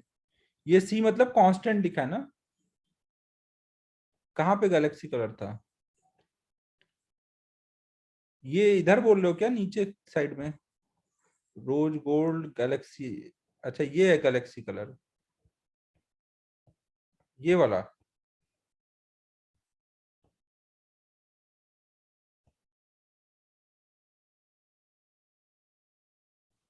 तो इससे लिखा जाए, ठीक है लिख के देखते हैं कैसा है। ब्लैक स्क्रीन भी करें? अबे ये सब दिखना बंद हो जाएगा जो लिखा हुआ है ब्लैक स्क्रीन करूंगा तो। ये नोट कर लो, फिर ऊपर स्क्रॉल करते हैं फिर ब्लैक स्क्रीन करते हैं।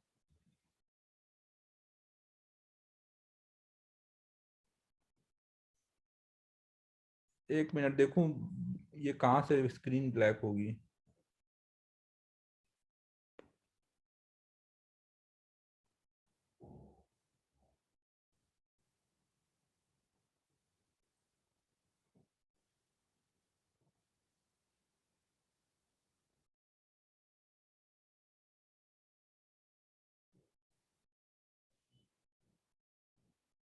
यार मेरे को याद नहीं, मैंने एक बार पहले देखा तो था, कहीं तो रहता है बैकग्राउंड चेंज करने का। कुछ याद है क्या, कहाँ पे बैकग्राउंड चेंज करने का रहता है?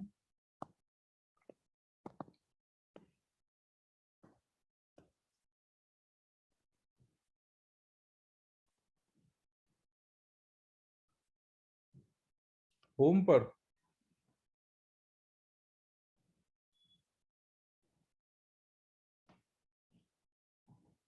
इंसर्ट चेक करता हूँ, एक मिनट।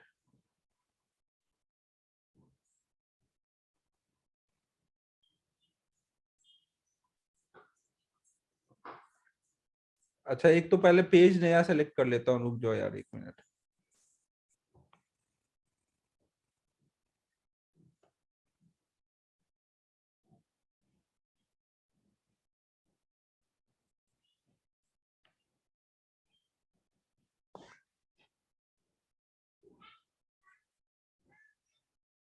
हाँ, इसमें मिला, एक मिनट रुको। पेज में, व्यू में पेज कलर है।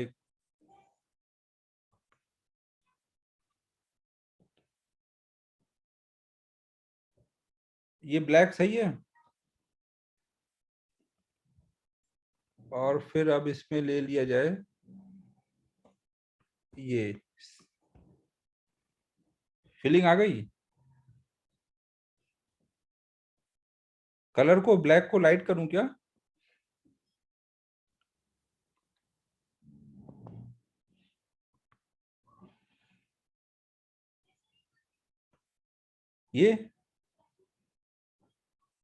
ये सही है क्या ब्लैक? अब तुम लोग की नवाबी देखूंगा तो हो गया, तुम लोग इतने तरीके बताओगे फिर।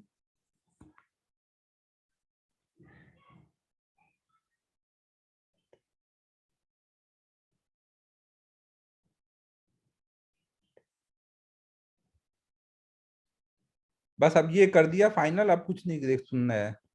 अब इस पे ही लिखते हैं।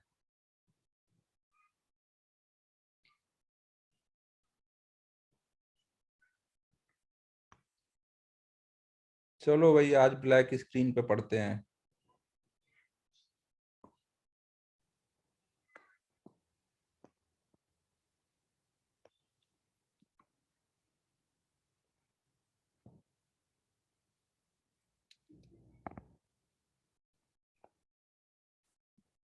तो देखो हम लोग,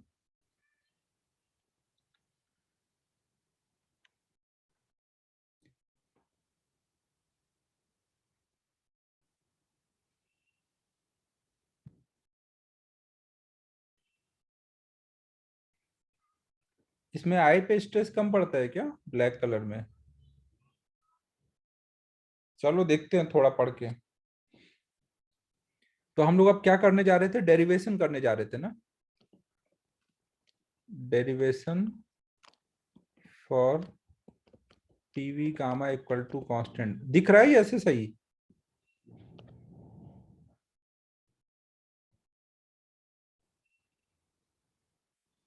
क्या कलर वगैरह कुछ इसमें भी चेंज करना?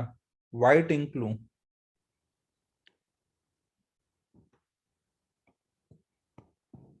हाँ ये मस्त है भाई, ये एकदम मस्त है, वाइट वाला। इससे ही लिखते हैं। अब मैं कुछ नहीं सुनने वाला तुम लोगों की, बस अब मेरा फाइनल। अब देखो तुम लोग, derivation for PV gamma equal to constant. ठीक है बच्चों?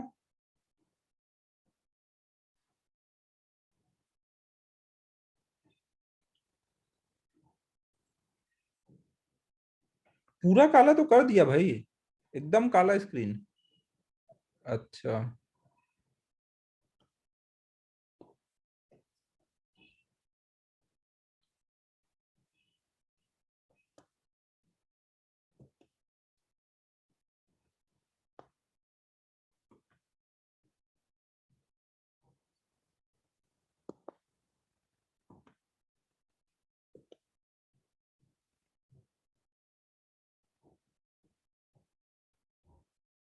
ठीक है, अभी सही है ना?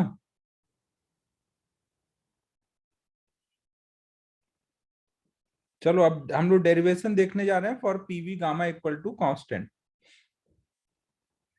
तो अब देखो इसके लिए हम लोग कैसे सोच सकते हैं। हमें देखो पता है कि Q बराबर यहाँ पे क्या होगा, W प्लस DU होता है। मान लो स्मॉल हमने दिया हुआ है, small heat, small work done और स्मॉल उसके लिए देख रहे हैं। ठीक है बच्चों यहां तक। अब देखो अगर हम एडियाबेटिक प्रोसेस की बात कर रहे होंगे तो वहां पे DQ 0 होगा, तो वहां पे हम बोल सकते हैं DW बराबर होगा माइनस DU के। DW को हम लोग स्मॉल वर्क डन को PdV लिख सकते हैं और DU को लिख सकते हैं NCV dt ना, ऐसे लिख सकते हैं ना।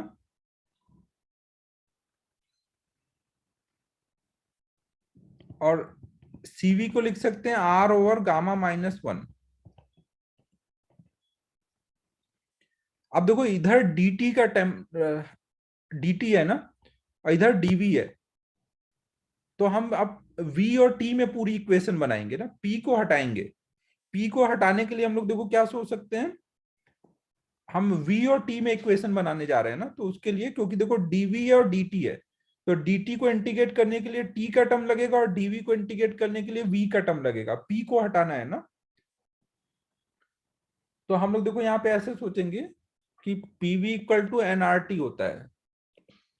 यहाँ पे t भी वैरी हो रहा है, v भी वैरी हो रहा है, p भी वैरी हो रहा है ना। एडियाबेटिक प्रोसेस में सब वैरी होते हैं ना, एडियाबेटिक प्रोसेस में p v t सब वैरी होते हैं। मान लो कोई x के रिस्पेक्ट में हम डिफरेंशिएट कर दें, ये क्या है प्रथम nRT बाई v, नहीं वैसे नहीं लिखेंगे,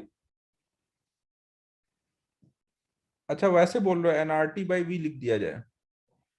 हाँ ठीक है, तो यहाँ पे हम इसको देखो क्या लिख सकते हैं, nRT बाई v लिख सकते हैं इंटू dv। सही बच्चा बता दिया यार प्रथम, मैं थोड़ा ज्यादा ही करने वाला था। nr nr कट जाएगा तो ये आ जाएगा dv by v equal to minus में गामा माइनस 1 इधर रहेगा इंटू dt बाई टी। सही है, यहां तक सभी को क्लियर है। अब v वाला साइड हम अलग इंटीग्रेट कर लेंगे और t वाला अलग इंटीग्रेट कर लेंगे। मान लो जब टेम्परेचर कुछ T1 था तो वॉल्यूम कुछ V1 था, फिर टेम्परेचर कुछ T2 हुआ तो वॉल्यूम कुछ V2 हुआ, तो इधर आ जाएगा ln V2 by V1 equal to इधर आ जाएगा minus gamma minus 1 ln T2 by T1। तो बाकी पार्ट इधर लिख देता हूं। अब देखो अगर मैं इस माइनस को अंदर कर दूं, यहाँ पे जो ये माइनस है, ये जो माइनस है ये वाला ना, ये हाइलाइटर तो दिख ही नहीं रहा अभी,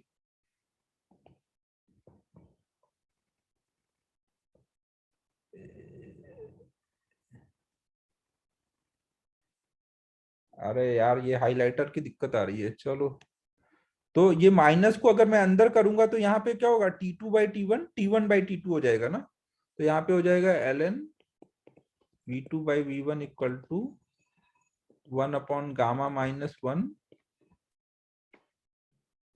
ln T1 बाई T2। फिर ये जो गामा माइनस 1 आया इसको इस साइड कर देता हूं। यार इसमें तो बहुत मजा आ रहा है लिखने में, T1 by T2, gamma minus 1 को अंदर कर देते हैं तो ln,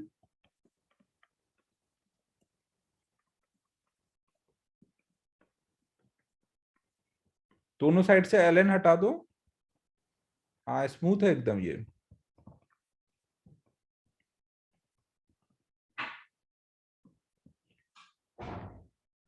क्या बात है।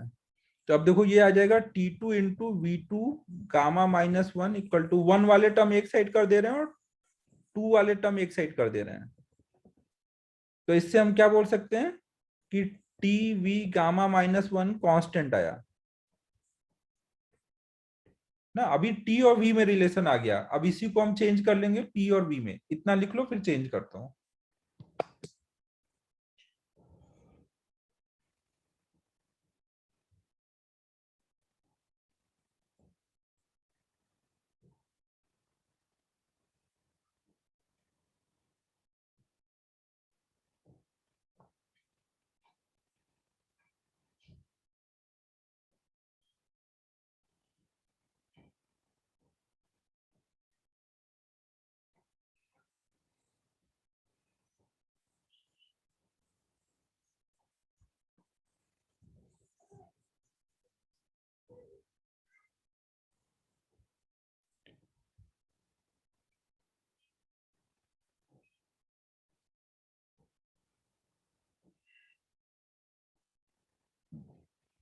ये नोट करो, तब तक मैं हाइलाइटर का कलर चूज करता हूँ।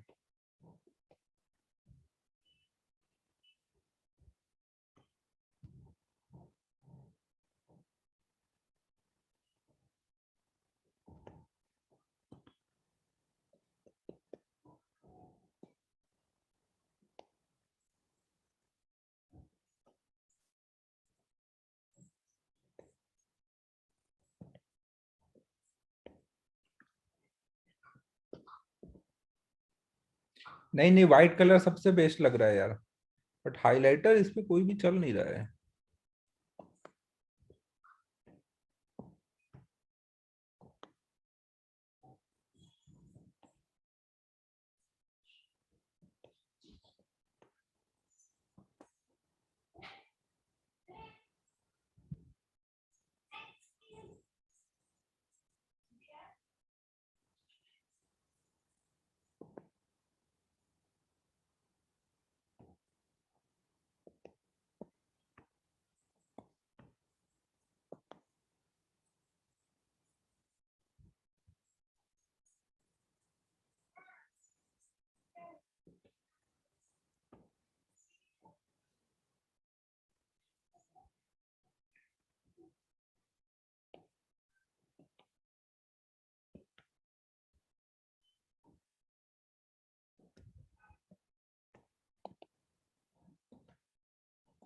येलो भी दिख नहीं रहा है इस पे, ब्लैक पे तो।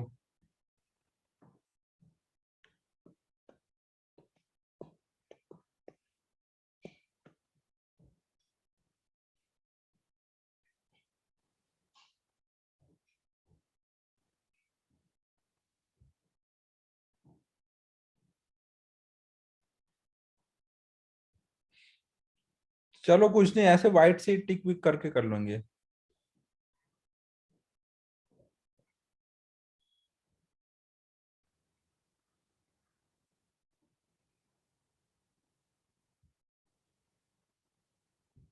ठीक है, यहां तक नोट हो गया।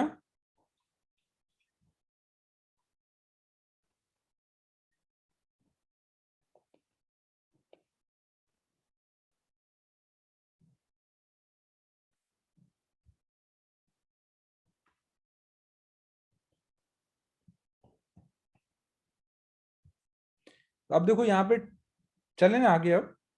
अब देखो इसको हम लोग लिख सकते हैं टीवी गामा -1 को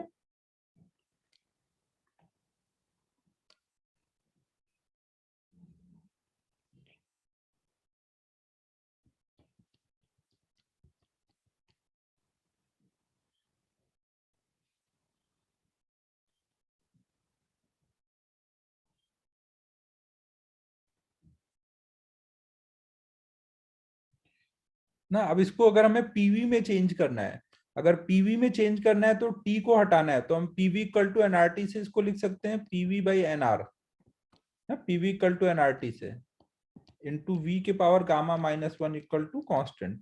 तो ये आ जाएगा पी वी, यहाँ पे देखो वी का पावर 1 है ना, और यहाँ गामा -1 है, तो इनको मल्टीप्लाई करोगे तो गामा रह जाएगा, equal to N R into C. अब एन कांस्टेंट है, आर कांस्टेंट है, सी कांस्टेंट है, तो ये कोई नया कांस्टेंट आ जाएगा ना। तो हम लोग इसलिए बोलते हैं PV gamma equal to constant. Constant को सी से दिखाओ, सी डैश से दिखाओ, उससे कोई फर्क नहीं पड़ता ना। ठीक है बच्चों।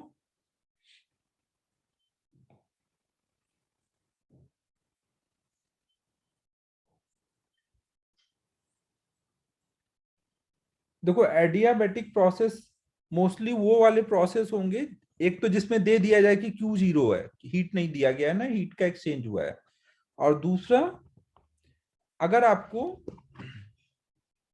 कोई प्रोसेस बहुत फास्ट होता दिखेगा, अगर कोई प्रोसेस बहुत फास्ट होगा तो उसमें हीट एक्सचेंज के लिए टाइम नहीं मिल पाएगा ना।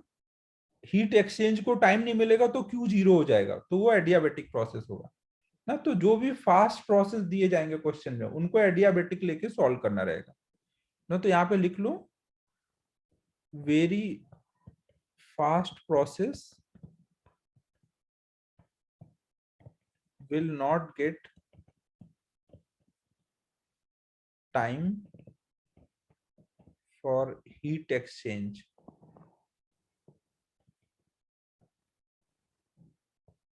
So process will be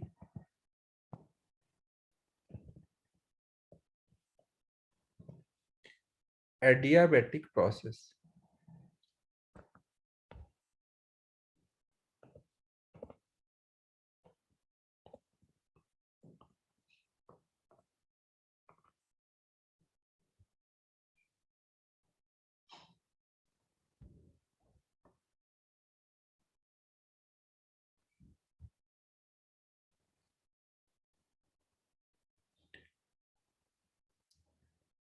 ना जैसे साइकिल का टायर बस्ट होता है, बस्ट होना बहुत फास्ट होगा ना, तो उसको कौन सा प्रोसेस मानेंगे?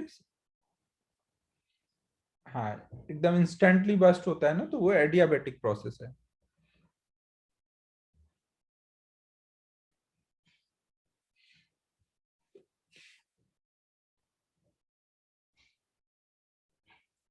तो अब एडियाबेटिक प्रोसेस कंप्लीट हो गया। एडियाबेटिक प्रोसेस में Q निकालना हमें पता है 0 होता है। W निकालने के लिए हमने फॉर्मूला देख लिया, P1 V1 minus P2 V2 upon gamma -1। और डेल्टा U निकालने के लिए हर जगह सेम फॉर्मूला होगा, NCV डेल्टा T, जिसको हम लोग बोल सकते हैं N R gamma -1 delta T ना। और ये क्या है? माइनस ऑफ वर्क डन है ना, क्योंकि Q 0 है, Q 0 है तो W प्लस डेल्टा U 0 है।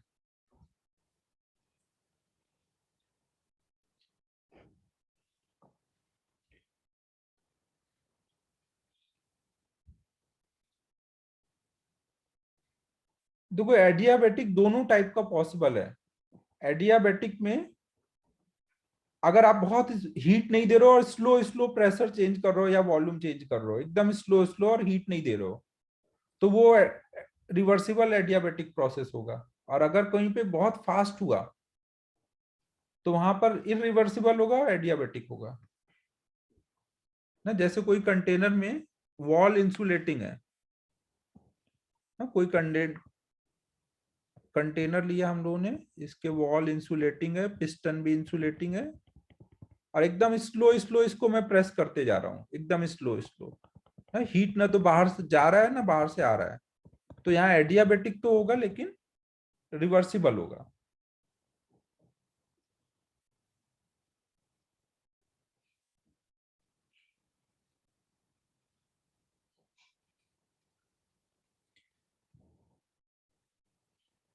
तो एडियाबेटिक प्रोसेस कंप्लीट हो गया। देखो अगर आपने स्लोली इसको नीचे को प्रेस किया डीएक्स, तो जो भी अंदर चेंजेज आए प्रेशर वॉल्यूम में, अगर आप उल्टा करो ऊपर को डीएक्स ले जाओ तो सेम वही चेंजेस रिवर्स हो जाएंगे। नीचे को डीएक्स ले आओगे तो प्रेशर वॉल्यूम में चेंजेस आएंगे, वही सेम चेंज रिवर्स हो जाएगा अगर ऊपर को डीएक्स ले जाएंगे तो। अब हम लोग एक लास्ट प्रोसेस देखने जा रहे हैं, पॉलीट्रॉपिक प्रोसेस। फिर इसके बाद हम लोग प्रोसेस पे क्वेश्चन करेंगे। अब लास्ट प्रोसेस हम लोग देखने जा रहे हैं पॉलीट्रॉपिक प्रोसेस। पॉलीट्रॉपिक प्रोसेस पढ़ने से पहले हम लोग देखेंगे कोई भी प्रोसेस के लिए मोलर हीट कैपेसिटी निकालना ना। हम लोग अब देखने जा रहे हैं कोई भी प्रोसेस के लिए मोलर हीट कैपेसिटी निकालना। एक चीज और था, मैंने थर्मल एक्सपेंशन का रीजन बताना रह गया था ना, मैंने सोचा था बाद में बताऊंगा बट अभी तक बताया नहीं है कि जब भी कोई भी बॉडी को टेम्परेचर देते थे, हीट देते थे, तो वो एक्सपैंड होती थी ना। एक्सपैंड होने का रीजन अभी तक नहीं बताया था, तो वो अब जब चैप्टर खत्म होगा ये थर्मोडायनेमिक्स, तो लास्ट में याद दिलाना ना, तब रीजन बता दूंगा। ठीक है बच्चों, ध्यान रखना ना क्या बताना है मुझे। थर्मल एक्सपेंशन जो पहला चैप्टर पढ़ा था उसमें एक्सपेंशन का रीजन बताना रह गया था, तो वो अब लास्ट में बता दूंगा ना। अब हम लोग नेक्स्ट जा रहे हैं, देखने जा रहे हैं। हाँ वही सब है, वो थोड़ा समझाना पड़ेगा ना। नहीं नहीं, इतने बच्चे हैं, कोई ना कोई को याद रहेगा, तू टेंशन मत ले। अभी जो पढ़ा रहे हैं वो पढ़ाने दो। अभी हम लोग देख रहे हैं molar heat capacity for any process ना, कोई भी प्रोसेस के लिए सी कैसे निकालेंगे।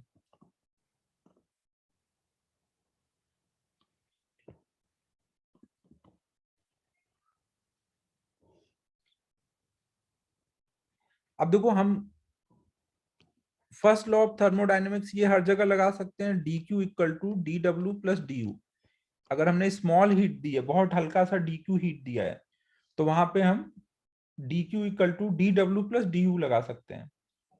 और अगर उस जो हीट दिया है उस प्रोसेस का सी कुछ मान लो हमें पता है सी है, तो डी क्यू को क्या लिखोगे, एन सी डी टी। याद है ना, सी निकाल डी क्यू निकालने का क्या फॉर्मूला होता है, एन सी डी टी ना। ये जो भी प्रोसेस होगा उस प्रोसेस का सी लिख देंगे ना। ये बराबर होगा डी डब्ल्यू। डी डब्ल्यू को क्या लिखोगे, पी डी वी हर जगह लिख सकते हो ना डी डब्ल्यू को ना, पी डी वी लिख देंगे। और डी यू को हर जगह आप क्या लिख सकते हो, N C V D T ना। स्मॉल चेंज को आप डी यू को लिख सकते हो N C V D T.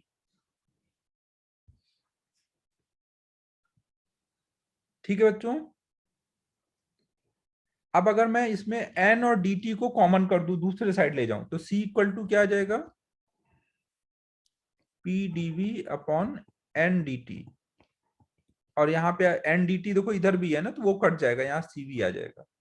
तो सी इक्वल टू आ जाएगा C V plus P by N D V by D T ना। ये हमें कोई भी प्रोसेस का सी निकालने का जनरल फॉर्मूला है ना। हर एक प्रोसेस का सी आप इससे निकाल सकते हो। ठीक है, समझ आ रहा है, क्योंकि अपन ने मान लो आइसोबारिक आइसोकोरिक पढ़ लिया प्रोसेस, इसके अलावा भी कोई भी प्रोसेस दिया जा सकता है, तो हर एक प्रोसेस के सी निकालने का ये फॉर्मूला है। नोट कर लो इसको, फिर इस पे कुछ प्रॉब्लम कर लेते हैं मोलर हीट कैपेसिटी निकालने पर।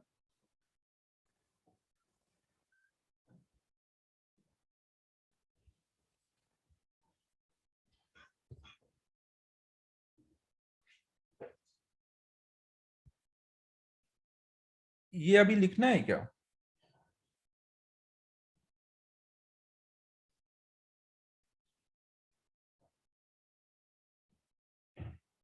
कल्पेश जल्दी कर भाई।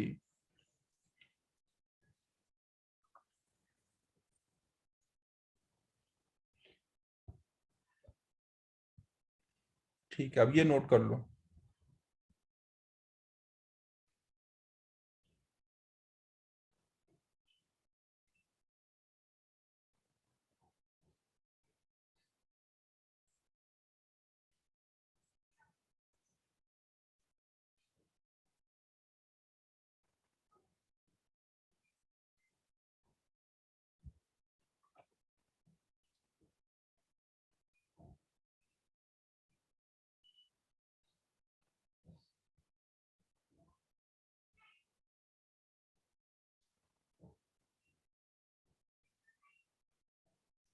इधर सी लिखा है ना, ये मोलर हीट कैपेसिटी कोई भी प्रोसेस की बात हो रही है ना, कांस्टेंट प्रेशर की बात नहीं हो रही है। कोई भी प्रोसेस हो सकता है ना, केवल ऐसा नहीं है कि कांस्टेंट वॉल्यूम और कांस्टेंट प्रेशर दो ही प्रोसेस होंगे, कोई भी प्रोसेस हो सकता है। अबे वो केवल कांस्टेंट प्रेशर पे होता है ना, कांस्टेंट प्रेशर पे डी क्यू सी की वैल्यू सीपी डाल दोगे, कांस्टेंट वॉल्यूम पे सी की वैल्यू सीवी डाल दोगे। जो भी प्रोसेस होगा उस प्रोसेस का सी डालना होता है ना, जो भी प्रोसेस होगा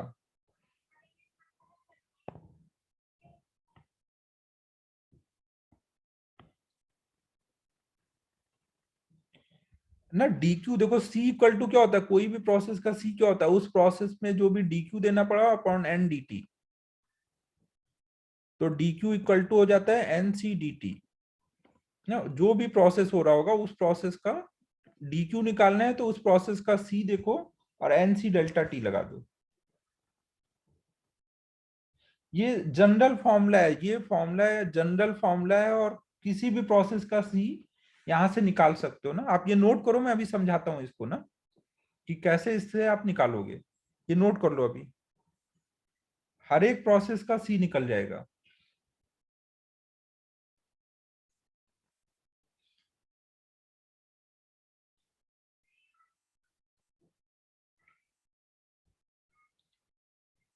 ठीक है, तो अब देखो जैसे ये वाला जो फॉर्मूला है, इस फॉर्मूले से अगर हम लोग आइसोकोरिक प्रोसेस का सी निकालें,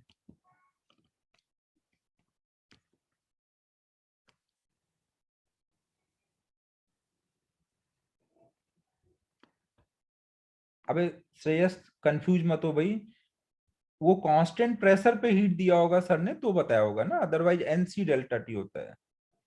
तो अब हमें पता है यहाँ पे देखो कांस्टेंट वॉल्यूम है, तो डीवी बाई डी टी क्या आएगा, कांस्टेंट वॉल्यूम पे डीवी बाई डी टी कितना आएगा, 0 आएगा।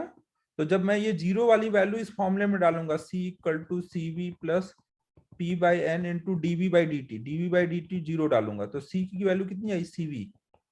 कांस्टेंट वॉल्यूम पे सी कितना आता है, सीवी के बराबर आता है, सीवी मतलब आर ओवर गामा माइनस 1। तो देखो इस फॉर्मूले से हमने आइसोकोरिक प्रोसेस का सी चेक किया कि हाँ ऐसे आ रहा है कि नहीं, यही आना चाहिए था ना, सीवी आना चाहिए था।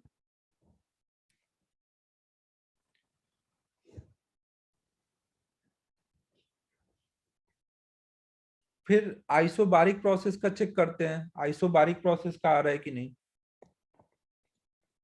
नोट करते जाओ। आइसोबारिक प्रोसेस,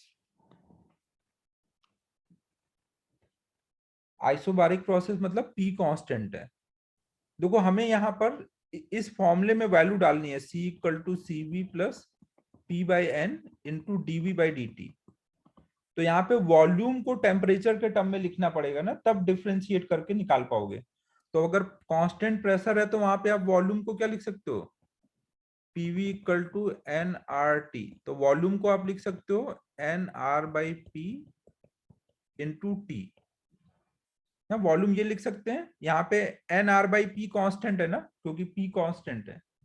तो डीवी बाई डी टी कितना आएगा, डीवी बाई डी टी निकालोगे तो एन आर बाई पी बाहर चला जाएगा, टी का differentiation with respect to T कितना आएगा, 1 हो जाएगा। तो ये कितना आया, एन आर बाई पी।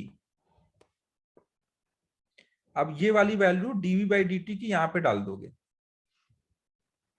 तो इससे C इक्वल टू आ जाएगा C V plus P by N into N R by P, P cut गया, एन एन कट गया, तो C इक्वल टू आया सी वी प्लस आर। यही होता है ना कांस्टेंट प्रोसेस पे, सीपी की वैल्यू यही सीपी है ना। तो ऐसा कोई भी प्रोसेस आ जाएगा ना, ये तो मैंने 2 प्रोसेस के एग्जांपल लिए, कोई भी प्रोसेस आ जाएगा और आपको बोला जाएगा उस प्रोसेस का सी निकालो, तो इस प्रोसेस इसमें फॉर्मूले में डालोगे उस प्रोसेस का सी आ जाएगा।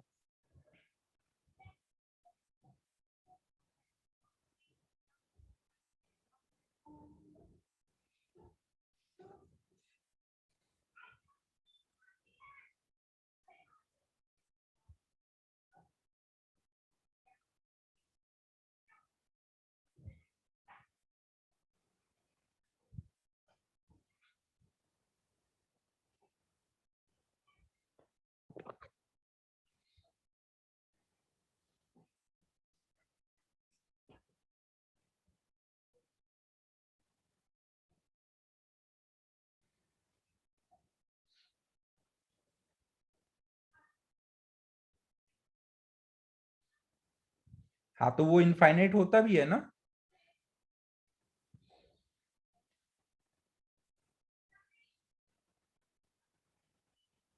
नोट हो गया।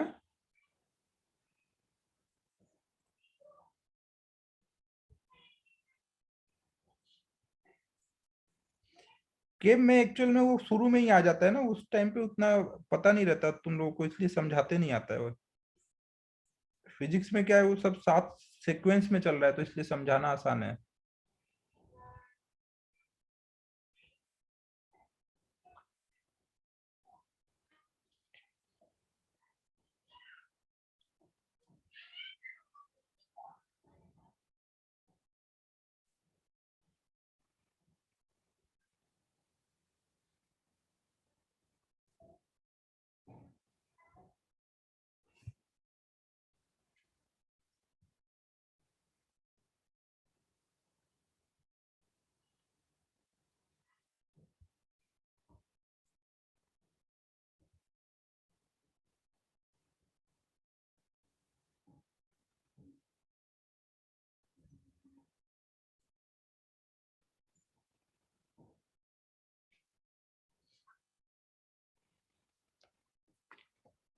नोट हुआ, इसने क्या बोला, नॉट डिफाइंड होता है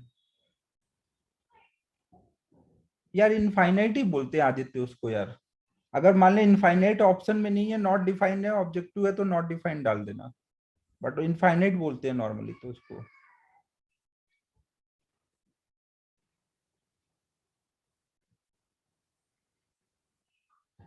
एडियाबेटिक प्रोसेस में तो आप सीधे लिखोगे ना कि आप निकाल के देखो, यहाँ पे ना ये 0 आ जाएगा, और आप डायरेक्ट भी बोल सकते हो कि PV gamma, sorry D Q 0 है तो सी भी 0 हो जाएगा। हर एक प्रोसेस के लिए हमारा क्या रहता है, D Q equal to N C D T, तो डी क्यू 0 है तो सी भी 0 हो जाएगा एडियाबेटिक प्रोसेस के लिए। और अगर आप प्रोसेस इक्वेशन को ले और डिफरेंशिएट करके निकालो तो भी 0 आ जाएगा। अभी मैं एक सॉल्व कराता हूँ ना, कुछ एक प्रोसेस का निकलवाता हूँ तो तुम लोग को आइडिया लग जाएगा। ये अभी एक आइसोबारिक का निकाला, आइसोकोरिक का, एक आइसोबारिक का।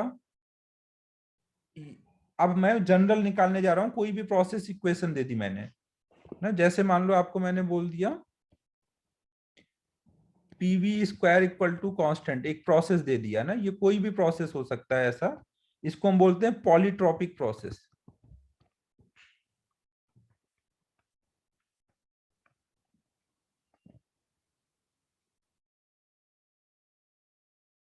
ना कोई भी ऐसा प्रोसेस जो पीवी के power X equal to constant लिखा होता है उसको बोलते हैं पॉलीट्रॉपिक प्रोसेस। तो आपको कोई भी ऐसा प्रोसेस दे देंगे ना, ये ना तो आइसोथर्मल है, ना आइडियाबेटिक है, ना आइसोबारिक है, ये कुछ भी अलग प्रोसेस हम बना सकते हैं ऐसे। तो अब इस प्रोसेस का अगर हमें मान लो बोला जाए कि सी निकालो, तो अब इस प्रोसेस का सी कैसे निकालोगे, हम लोग ये वाला निकालते हैं ना एक्स के टर्म में ना, फॉर्मूला बाय याद कर लेंगे। तो आप देखो कैसे निकालोगे, आपको डीवी बाई डी टी की वैल्यू चाहिए ना, डीवी बाई डी टी की वैल्यू। तो आप क्या करोगे, पी को हटाओगे, पी को कैसे हटाओगे, N R T by V into V के power X equal to constant. तो हमारा टी इंटू वी के power X minus 1 equal to कुछ नया कांस्टेंट आ गया है ना। अब हमें क्या चाहिए, डीवी बाई डी टी चाहिए ना, तो दोनों साइड को टी के रिस्पेक्ट में डिफरेंशिएट कर दो ना, दोनों साइड को टी के रिस्पेक्ट में डिफरेंशिएट कर दो। इधर कांस्टेंट था ना, कांस्टेंट का डिफरेंशिएशन 0 हो जाएगा। अब एक बार t को बाहर करो, एक बार v को बाहर करो। जब हम t को बाहर करेंगे तो यहाँ क्या लिखेंगे, v के पावर x माइनस 1 अपॉन में dt, और एक बार v को बाहर करेंगे तो यहाँ आ जाएगा dt बाई dt। अब यहाँ पे देखो, इधर वाले में v के पावर x है ना ऊपर, x माइनस 1, तो नीचे भी v चाहिए ना। ये बात समझ आ रही है। अब इसको, इस वाले पार्ट को सॉल्व करने के लिए हमें चेन रूल लगाना पड़ेगा।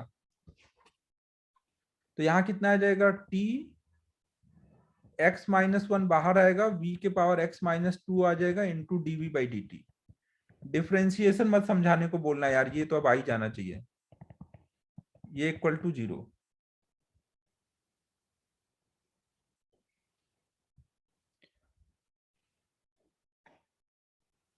ध्रुविल देखो, ये v जो यहाँ पे v है, इसको ऊपर लेके गए हैं। अभी यहाँ सब वेरिएबल है, कुछ भी कांस्टेंट नहीं है भाई, यहाँ कोई भी चीज कांस्टेंट नहीं है। और एन आर को दूसरे साइड ले गए ना, सी अपॉन में एन आर को हमने नया कांस्टेंट मान लिया है, एन आर को दूसरे साइड ले गए तो सी अपॉन एन आर नया कांस्टेंट हो गया। यहाँ कुछ भी कांस्टेंट नहीं है ना, सब वेरिएबल है। इसको हम पॉलीट्रॉपिक प्रोसेस बोलते हैं ना, ऐसा कोई भी प्रोसेस। ये हर प्रोसेस को कवर करता है ना, आइसोथर्मल, आइसोबारिक, सबको कवर करेगा। तो अब देखो यहाँ पे v के पावर x माइनस 2 है, यहाँ v के पावर x माइनस 1 है, तो x माइनस 2 कॉमन हो जाएगा ना। तो यहाँ पे देखो क्या आ जाएगा, dv by D T equal to minus v upon में t x माइनस 1। जब तक आपको कुछ बोला नहीं है ना, PV square equal to constant कुछ ऐसा दिया है, आपको कुछ बोला नहीं है, तो आप वेरिएबल लेकर सॉल्व करो, अगर कांस्टेंट होगा तो खुद ही आ जाएगा। वेरिएबल को कांस्टेंट को वेरिएबल लेने से दिक्कत नहीं होगी ना, अगर वो कांस्टेंट होगा तो रिजल्ट उसी हिसाब से आएगा। अभी तुम इधर उधर दिमाग नहीं लगाओ, यहां तक सबको क्लियर है डीवी बाई डी की वैल्यू?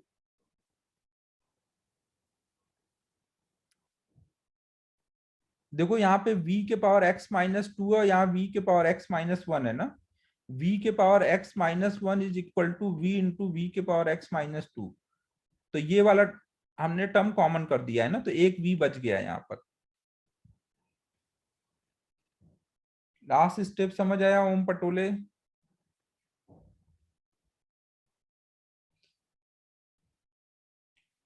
हमने dv बाई dt की वैल्यू निकाल ली। अब हम फॉर्मूले में डाल देंगे dv बाई dt की वैल्यू, तो हमें c का वैल्यू मिल जाएगा। तुम लोग नोट करते रहो, मैं इधर लिख देता हूँ c की वैल्यू। c इक्वल टू क्या होता है, cv plus p by N into dv by dt ना, ये जनरल फॉर्मूला, ये याद रखना है। d बाई dt आया है माइनस v अपॉन में t इंटू वन अपॉन में x माइनस वन। अब देखो यहाँ पे क्या बन गया, cv plus pv by N T into, इसको वन माइनस एक्स लिख देता हूँ ना, माइनस को अंदर कर दिया है। अब pv बाई एन टी को r लिख सकता हूँ ना, pv इक्वल टू nrt से। तो ये हमारा पॉलीट्रॉपिक प्रोसेस के लिए फॉर्मूला आ गया ना। आप ये भी याद रख सकते हो, जल्दी होगा। कोई भी प्रोसेस अगर pv के पावर x के फॉर्म में दिया है तो तुरंत हम निकाल लेंगे x की वैल्यू डाल के। जैसे मान लो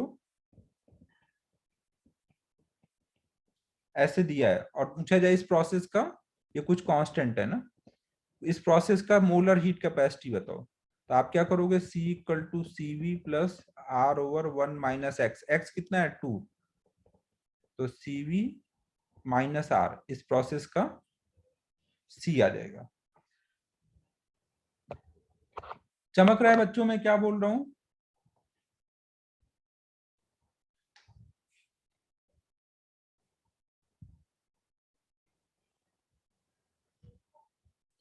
PV equal to N R T हमेशा आइडियल गैस के लिए एप्लीकेबल होगा ना। पीवी इक्वल टू एनआरटी हमेशा वैलिड है। फिर जो प्रोसेस होगा, प्रोसेस इक्वेशन और पीवी इक्वल टू एनआरटी दोनों लगा के सॉल्व करना रहता है।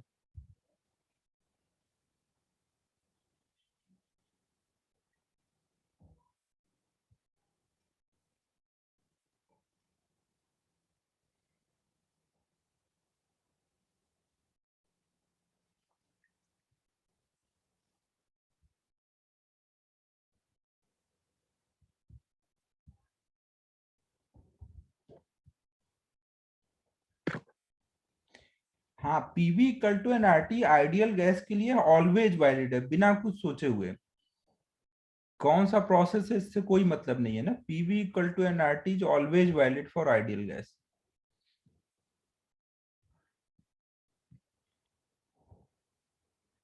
चाहे एडियाबेटिक प्रोसेस हो, आइसोबारिक प्रोसेस हो, आइसोथर्मल, हर जगह ये वैलिड है।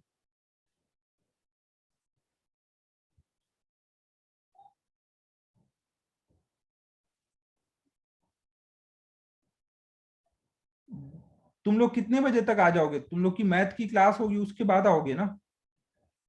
जो नहीं आ पाना वो जूम पे ज्वाइन कर लेना, जिनको डाउट होगा एक्सरसाइज 2 में। ठीक है, 3 बजे तक आना फिर तुम लोग। ठीक है, 3 बजे करते हैं ना।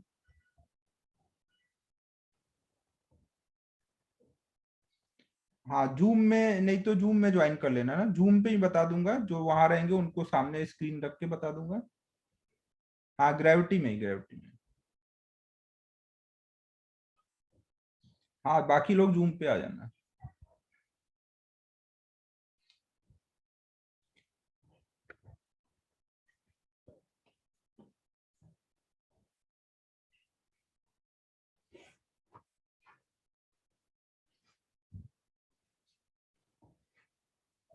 हाँ आयुष, क्लास खत्म होने के बाद डाउट डिस्कशन है। अब जैसे क्लास में रहते तो क्या करते, क्लास के बाद डाउट पूछ के जाते ना, बस वैसे ही समझ लो, क्लास खत्म होने के बाद डाउट पूछने के लिए थोड़ी देर रुकना है।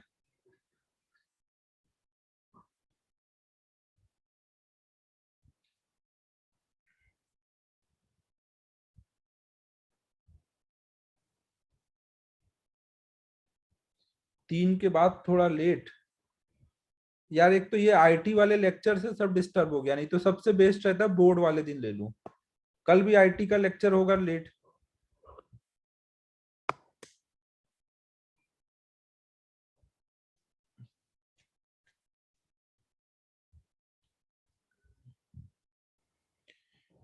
तो 3:15 पे लेना है ऐसा बोल रहे हो? चलेगा, 3:15 से ले लेंगे।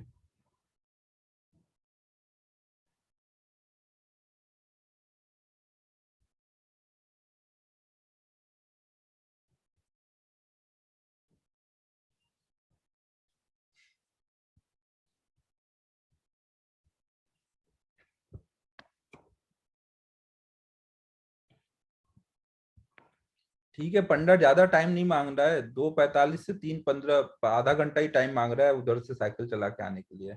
आराम से आना भाई पंडा, ज्यादा जल्दीबाजी नहीं करना।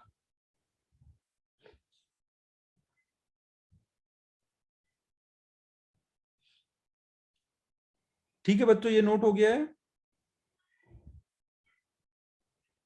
ना? कोई भी आपको प्रोसेस दे दिया जाए ना, ऐसे कुछ भी लिख दें, पीवी के पावर 3 इक्वल टू कांस्टेंट, बताओ इस प्रोसेस का सी कितना होगा?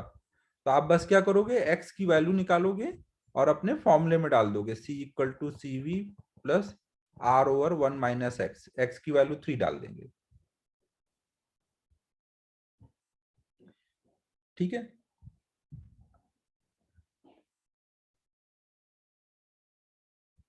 यार कोर्स मेरा थोड़ा पीछे चल रहा है बच्चों, समझो।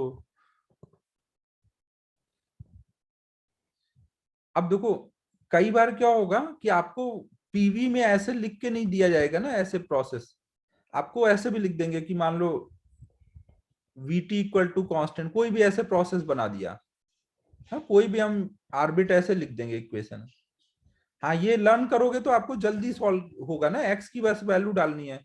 लर्न नहीं होगा तो पूरा सॉल्व करना पड़ेगा आपको। दोनों फॉर्मूले याद रखने हैं, एक तो C equal to C V plus P by N DV by D T, ये भी याद रखना है। और एक ये वाला भी, C V plus R over 1 minus X. अब तुम्हें लग रहा होगा कि अगर ये वाले से काम हो जाएगा तो ये क्यों याद रखूं, तो अभी मैं क्वेश्चन दूंगा तो आपको समझ आएगा कि नहीं, याद रखना ही पड़ेगा। हाँ पार्थ, किसी भी प्रोसेस के लिए यूज कर सकते हैं।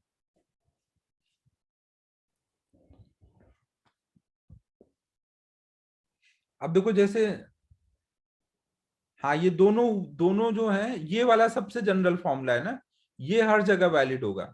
ये केवल वहां पे वैलिड है जहां पे आप पीवी के power X equal to constant लिख पा रहे हो ना, जहां पे ऐसे लिख पाओगे वहां पे ये वैलिड होगा। और ये वाला हर जगह, ऊपर वाला हर जगह वैलिड है ना, ये जनरल है। अब देखो जैसे आपको ये लिख के आया V T equal to constant, तो आप बिना सॉल्व किए इसको अगर हम पीवी के पावर एक्स के टर्म में लिख दें तो हम तुरंत सॉल्व कर लेंगे। तो टी को हटा दो, पीवी इक्वल टू एनआरटी से टी को क्या लिख सकते हैं, पीवी बाई एनआर। तो ये हो जाएगा PV square equal to N R के, मतलब कुछ नया कांस्टेंट के डैश ना, तो हमारा आ गया पीवी स्क्वायर इक्वल टू के डैश।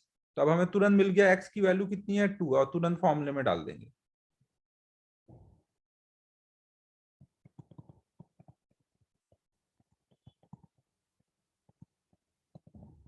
ठीक है, समझो बच्चों।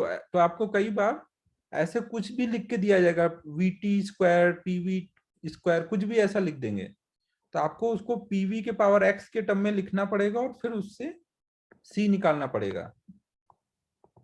जैसे लिख दिया गया, मान लो V T square equal to constant,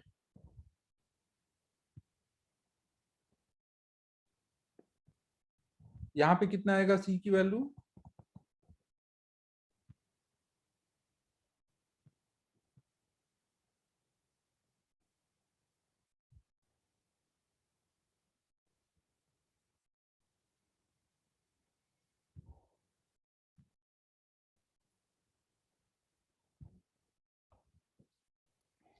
आप पहले काम क्या करोगे, आप इसको पीवी के power X equal to constant के टर्म में लिखोगे ना।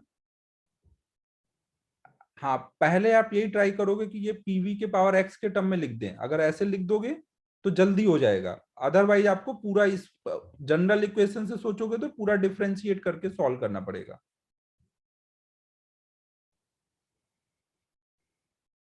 तो आप यहाँ पे लिख दोगे टी को हटा करके पीवी बाई एन आर का स्क्वायर इक्वल टू कांस्टेंट। तो ये हो जाएगा P square into V cube equal to कुछ नया कांस्टेंट। समझो, अब देखो यहाँ पे p का पावर 2 है और x v का पावर 3 है, और हमें जो प्रोसेस लिखना है वो ऐसे लिखना है ना, pv के power x equal to constant. p का पावर 1 चाहिए ना, p का पावर 1 कब हो पाएगा, जब दोनों साइड में 2 से डिवाइड करेंगे पावर में। तो यहाँ कुछ नया कांस्टेंट आ जाएगा, और x की वैल्यू कितनी हो गई, 3/2। अब हम लोग फॉर्मूले में डाल देंगे ना, c equal to C V plus R over 1 minus X.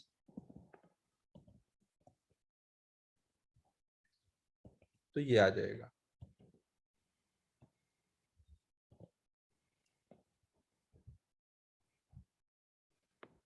अब देखो, जरूरी नहीं है कि हर एक प्रोसेस को आप ऐसे लिख पाओ पीवी के power X equal to constant. हाँ, हर एक प्रोसेस ऐसे रिप्रेजेंट कर पाओ ऐसा जरूरी नहीं है। जैसे मान लो मैंने आपको एक और इक्वेशन दी, v equal to V not E के पावर अल्फा टी ना, जहां पे v not and alpha are constant, t is temperature and v is volume. अब पूछा जाए कि भाई इस प्रोसेस के लिए c बताओ, तो अब दिख रहा है कि भाई यहाँ एक्सपोनेंशियल फंक्शन आ गया। अब यहाँ पे तो नहीं बनेगा पीवी के power X equal to constant. तो यहाँ पे अब क्या करना पड़ेगा, जनरल फॉर्मूले से जाना पड़ेगा ना।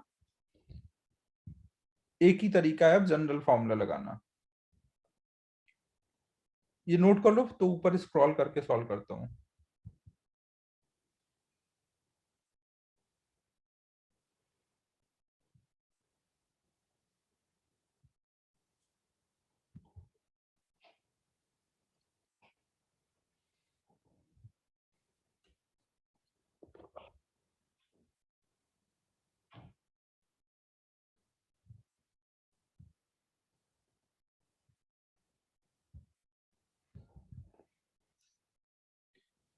यहाँ पे हम लोग c equal to C V plus T by N DV by D T लगाएंगे। dt की वैल्यू निकालनी है, तो अब हम जो इक्वेशन गिवन है उसको डिफरेंशिएट कर देंगे।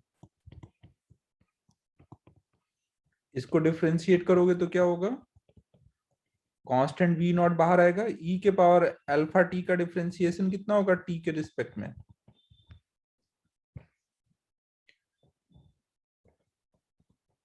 डिफरेंशिएशन सब लोग कर लोगे, e के पावर x का e के पावर x आ जाएगा और x का कॉफिशिएंट बाहर आ जाएगा ना।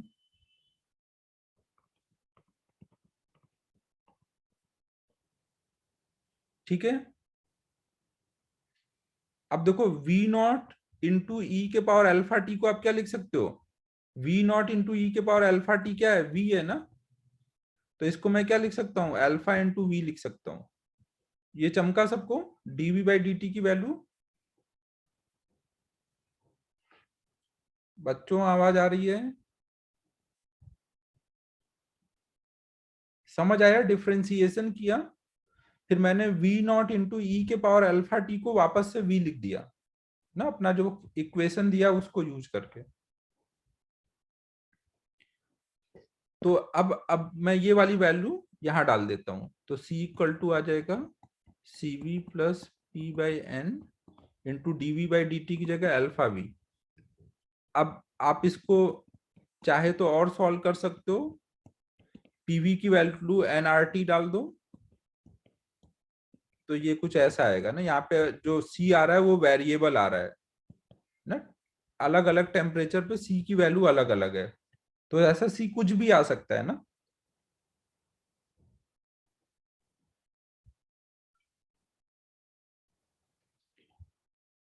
दोनों फॉर्मूले क्यों याद रखने, C equal to CV plus P/N dV/dt, क्योंकि पहला वाला जनरल फॉर्मूला है, वो कभी भी जरूरत पड़ सकती है, और दूसरे वाले से टाइम बचेगा ना, क्योंकि अगर वो पॉलीट्रॉपिक प्रोसेस हुआ तो तुरंत सॉल्व हो जाएगा।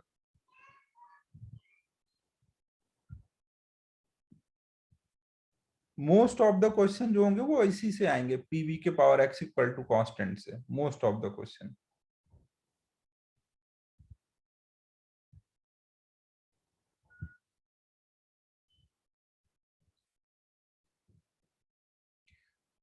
तो अब हम लोगों को नेक्स्ट क्लास में पॉलीट्रॉपिक प्रोसेस शुरू करना है, तो वो अब नेक्स्ट में कर देता हूँ। 5 मिनट तुम लोग को पहले छोड़ दे रहा हूँ। जियोग्राफी का लगवाता हूँ यार, कुछ दिन में लगवाता हूँ ना, उसमें इतना लोड नहीं हो, जल्दी हो जाएगा जियोग्राफी। अब होमवर्क बता रहा हूँ, होमवर्क नोट कर लो। हाँ, फिजिक्स का भी लगवाता हूँ।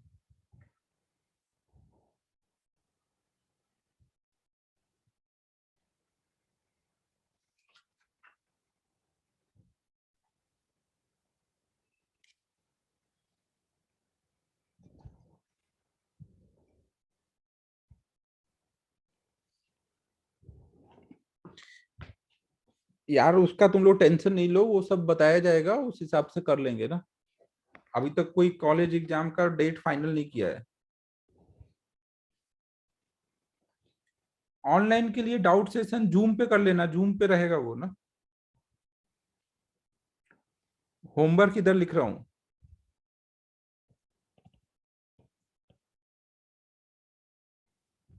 मेरा जो पर्सनल आईडी रहता है वो वाला रहेगा ना, मैं वो 3 बजे शेयर कर दूंगा, ग्रुप पे भी डाल दूंगा ना। illustration 1।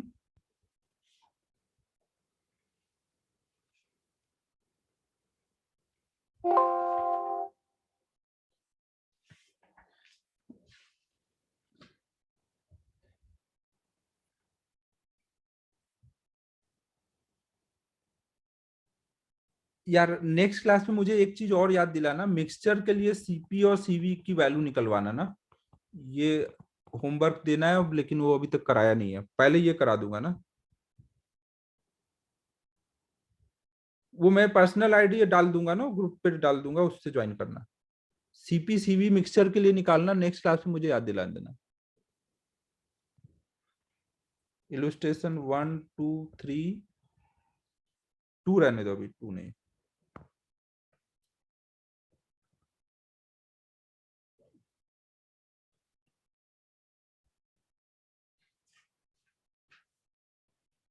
यार और अभी तो नहीं दे पा रहा हूँ एक्चुअली, थोड़ा प्रॉब्लम सॉल्व कराने के बाद दे पाऊंगा ना, प्रॉब्लम नहीं कराया अभी तक, थ्योरी पढ़ाई है। नेक्स्ट क्लास में होमवर्क देता हूँ ना।